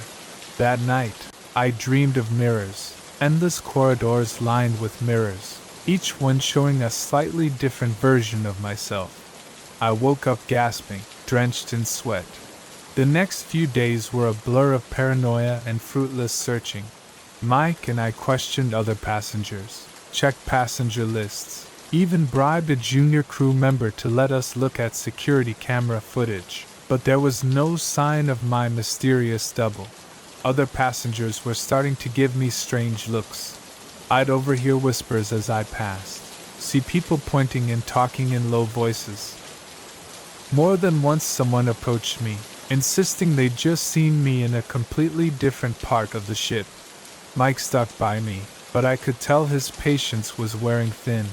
Maybe it was just someone who looked a lot like you, he suggested one afternoon as we sat by the pool. And now you're just seeing what you expect to see. I wanted to believe him, but deep down I knew what I'd seen, and I was becoming more and more convinced that something very strange was happening on this ship. It all came to a head on the 8th night of the cruise. I was walking back to my cabin after a late-night movie when I saw her again. She was standing at the end of the corridor, watching me. This time I was determined not to let her get away. I ran towards her, calling out, "Wait! Who are you? Why do you look like me?" She turned and fled, and I chased her through the twisting corridors of the ship, upstairs, down hallways, through lounges and restaurants. It was like a maze, and more than once I found myself in parts of the ship I'd never seen before. Finally, I cornered her in a dead-end hallway. She stood with her back to me, shoulders heaving as if she'd been running too. "Please," I gasped, out of breath, "just tell me who you are." Slowly she turned to face me, and as she did, I felt the world tilt sideways. Her face was mine, yes, but it was wrong somehow. The proportions were slightly off, the eyes a little too large, the smile a little too wide. As I watched in horror, her features seemed to ripple and shift like a reflection in disturbed water. "Who am I?" she said, and her voice was a distorted version of my own. "I'm you, Sarah, or rather, I'm who you could be, who you might become." She took a step towards me, and I stumbled backward, my back hitting the wall. "What? What are you?" Her smile widened impossibly. "I'm a possibility, a potential future. This ship, it exists in a place where realities intersect, where different versions of ourselves can meet." My mind reeled, trying to make sense of her words. "But why? Why show yourself to me?" She laughed, and the sound sent shivers down my spine. "To give you a choice, of course. You can go back to your life, your safe, predictable existence, or you can embrace the unknown, become something more." As she spoke, I noticed something behind her. The end of the hallway was shifting, shimmering like a heat haze, and beyond it, I caught glimpses of other places, other realities. She held out her hand. "Come with me, Sarah, see what you could become." For a moment, I was tempted. The promise of adventure, of the unknown, pulled at me. But then I thought of my life back home, of my friends and family, of Mike, probably worried sick about where I disappeared to. I shook my head. "No. This is my reality, my life, and I choose it." Her face twisted in anger, becoming less and less human by the second. "You'll regret this," she hissed, and then, before I could react, she lunged at me. I closed my eyes, bracing for impact, but it never came. Instead, I felt a rush of wind, a sensation of falling, and then nothing. When I opened my eyes, I was back in my cabin. Sunlight was streaming through the porthole, and the sounds of passengers enjoying the morning filtered in from the hallway. For a moment, I thought it had all been a dream, but then I noticed something on my bedside table. A small silver pendant shaped like a key, something I'd never seen before but that looked strangely familiar. I picked it up, and as I did, I caught a glimpse of myself in the mirror. For just a second, I could have sworn my reflection smiled at me with a mouth that was a little too wide. The rest of the cruise passed uneventfully. I never saw my doppelganger again, and eventually, I managed to convince myself that stress and too much sun had played tricks on my mind. Mike and I grew closer, and by the time we docked, we were making plans to see each other back in the real world. But sometimes, late at night, I find myself looking at that silver key, and I wonder about roads not taken, about other versions of myself and other realities. And I can't help but think that somewhere out there, on a ship sailing through the spaces between worlds, another Sarah made a very different choice. So if you ever find yourself on a cruise and catch a glimpse of someone who looks just like you, remember my story, and think very carefully about the choices you make, because sometimes our doubles are more than just reflections. Sometimes they're glimpses of who we might become, for better or for worse. The words were whispered with such urgency, such raw fear, that I felt my blood turn to ice. Whatever you do, don't be here at midnight. The weathered trucker who'd spoken them was already walking away, leaving me frozen in my seat, half-eaten burger growing cold on the plate in front of me. I glanced at my watch. 11:37 p.m. As I looked around the diner, taking in the tense faces and furtive glances of the other patrons, I realized with growing dread that I'd stumbled into something far more sinister than a late-night pit stop. My name's Jack, and until that moment, I'd been on a routine cross-country drive from New York to Los Angeles. I'm a freelance photographer, and I'd taken on a last-minute gig that required me to transport some sensitive equipment that couldn't be trusted to shipping companies.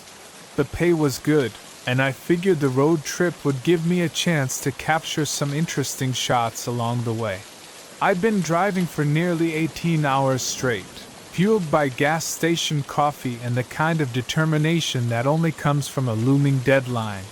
When I saw the neon sign for Mel's Diner glowing like a beacon in the dark Nevada desert, I decided to pull over.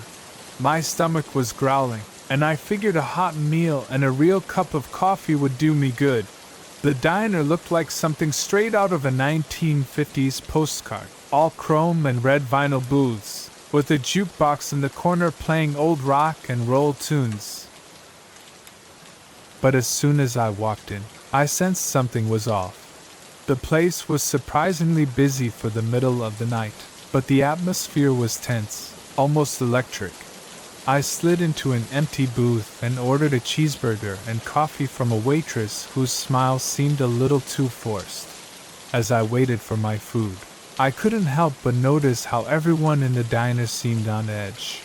Conversations were hushed, and people kept glancing at the large clock above the counter. When my food arrived, I tried to strike up a conversation with the waitress. "Busy night, huh?" She nodded, her eyes darting to the clock. "Yeah, it usually is around this time." "Oh, you get a lot of late-night traffic?" She hesitated, then leaned in closer. "Look, honey, you seem nice, so let me give you some advice. Eat quick and get back on the road. You don't want to be here too long." Before I could ask what she meant, she was gone, hurrying off to another table. I sat there, burger halfway to my mouth, thoroughly confused. That's when the trucker at the counter turned to me and whispered those chilling words. "Whatever you do, don't be here at midnight." As he walked away, I noticed other patrons starting to leave. They moved with an urgency that seemed at odds with the late hour, practically running to their vehicles. I flagged down my waitress again. "What? What's going on? Why is everyone leaving?" She glanced nervously at the clock. 11:45 p.m. now, and sighed.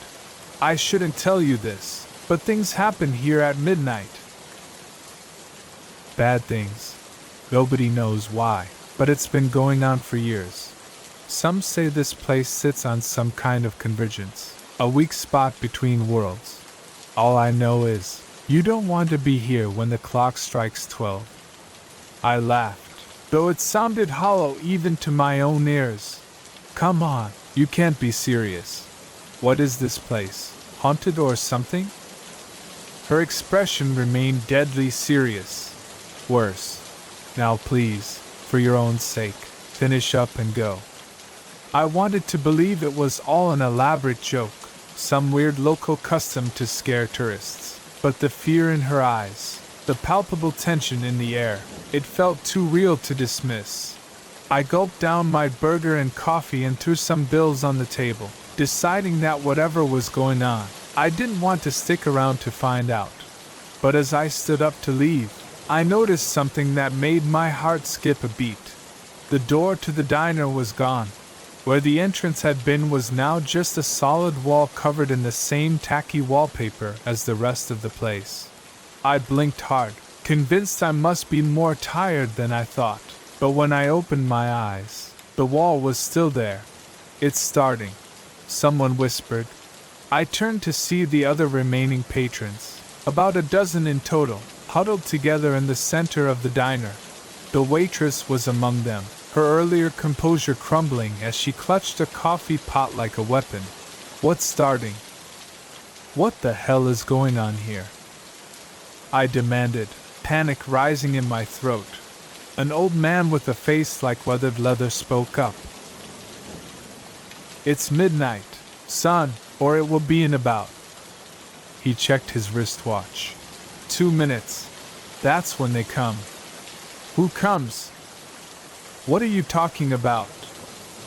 But before anyone could answer, the lights began to flicker.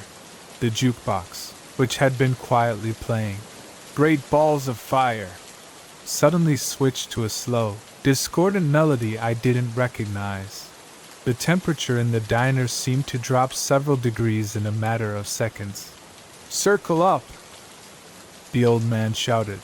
"Remember, don't look directly at them, and whatever you do, don't let them touch you." The group formed a tight circle, facing outward. Without thinking, I joined them, my back pressing against strangers as we huddled together. The waitress pressed something into my hand. A salt shaker. "Salt and iron," she muttered. "Only things that slow them down." I wanted to laugh, to tell them all this was insane, but the words died in my throat as I saw something moving outside the windows. Shapes darker than the night itself, flowing like smoke but with a terrible purpose to their movement. They pressed against the glass, which began to frost over despite the desert heat. And then, as the clock struck midnight, the real horror began. The shapes outside seemed to coalesce, forming vaguely humanoid figures that were somehow more terrifying for their almost recognizable form. They oozed through the cracks around the windows, seeping into the diner like a noxious gas. Someone in our group whimpered. I felt a hand grasp mine and squeeze tight. The old man's voice rose in a chant, words in a language I didn't understand. Others joined in, their voices shaking but growing stronger as they repeated the phrases. The shadow figures circled us, their movements jerky and unnatural. I caught glimpses of limbs that were too long, of faces that shifted and changed like smoke. The air grew thick with the smell of ozone and something rotten. One of the creatures reached out towards our group. Without thinking, I flung the contents of my salt shaker at it. The thing recoiled with a hiss that sounded like radio static, its form dissipating for a moment before reforming. Time seemed to stretch and distort. I couldn't tell if we'd been surrounded for minutes or hours. My arm ached from holding it out, salt shaker at the ready. My throat was raw from chanting words I didn't understand. Just when I thought I couldn't take any more, when the press of bodies and the suffocating presence of the shadow creatures became too much, something changed. The old man's chanting reached a fever pitch, and suddenly, the air itself seemed to ripple.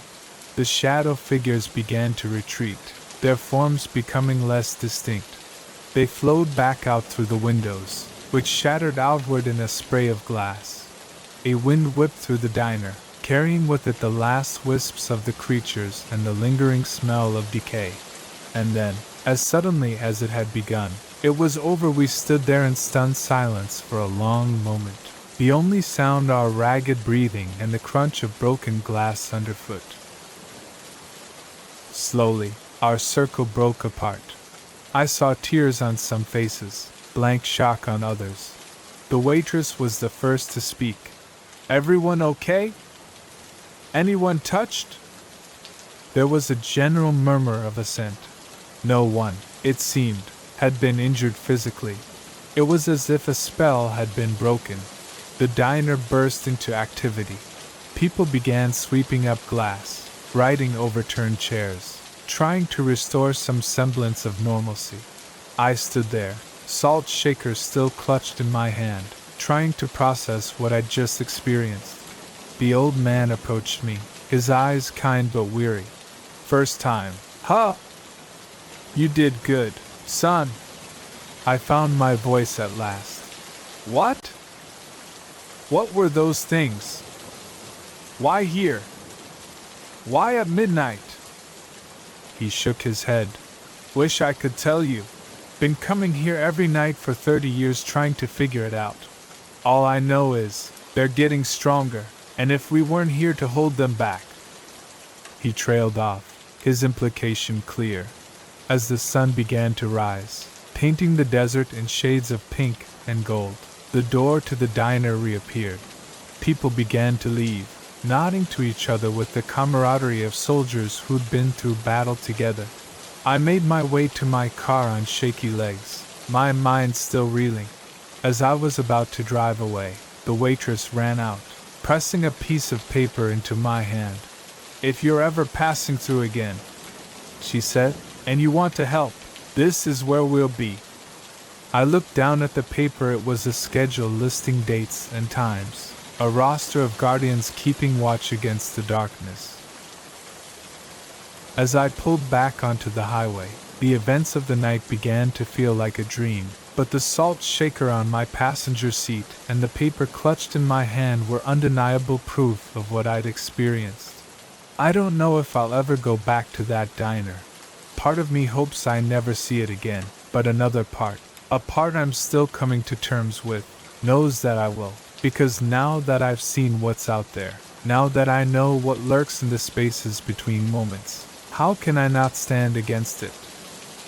So if you're ever driving through the Nevada desert late at night, and you see a diner glowing like a beacon in the darkness, think carefully before you stop.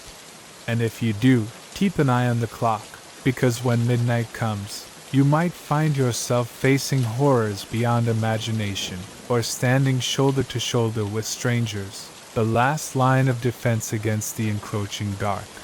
And whatever you do, don't be there at midnight, unless, of course, you choose to be.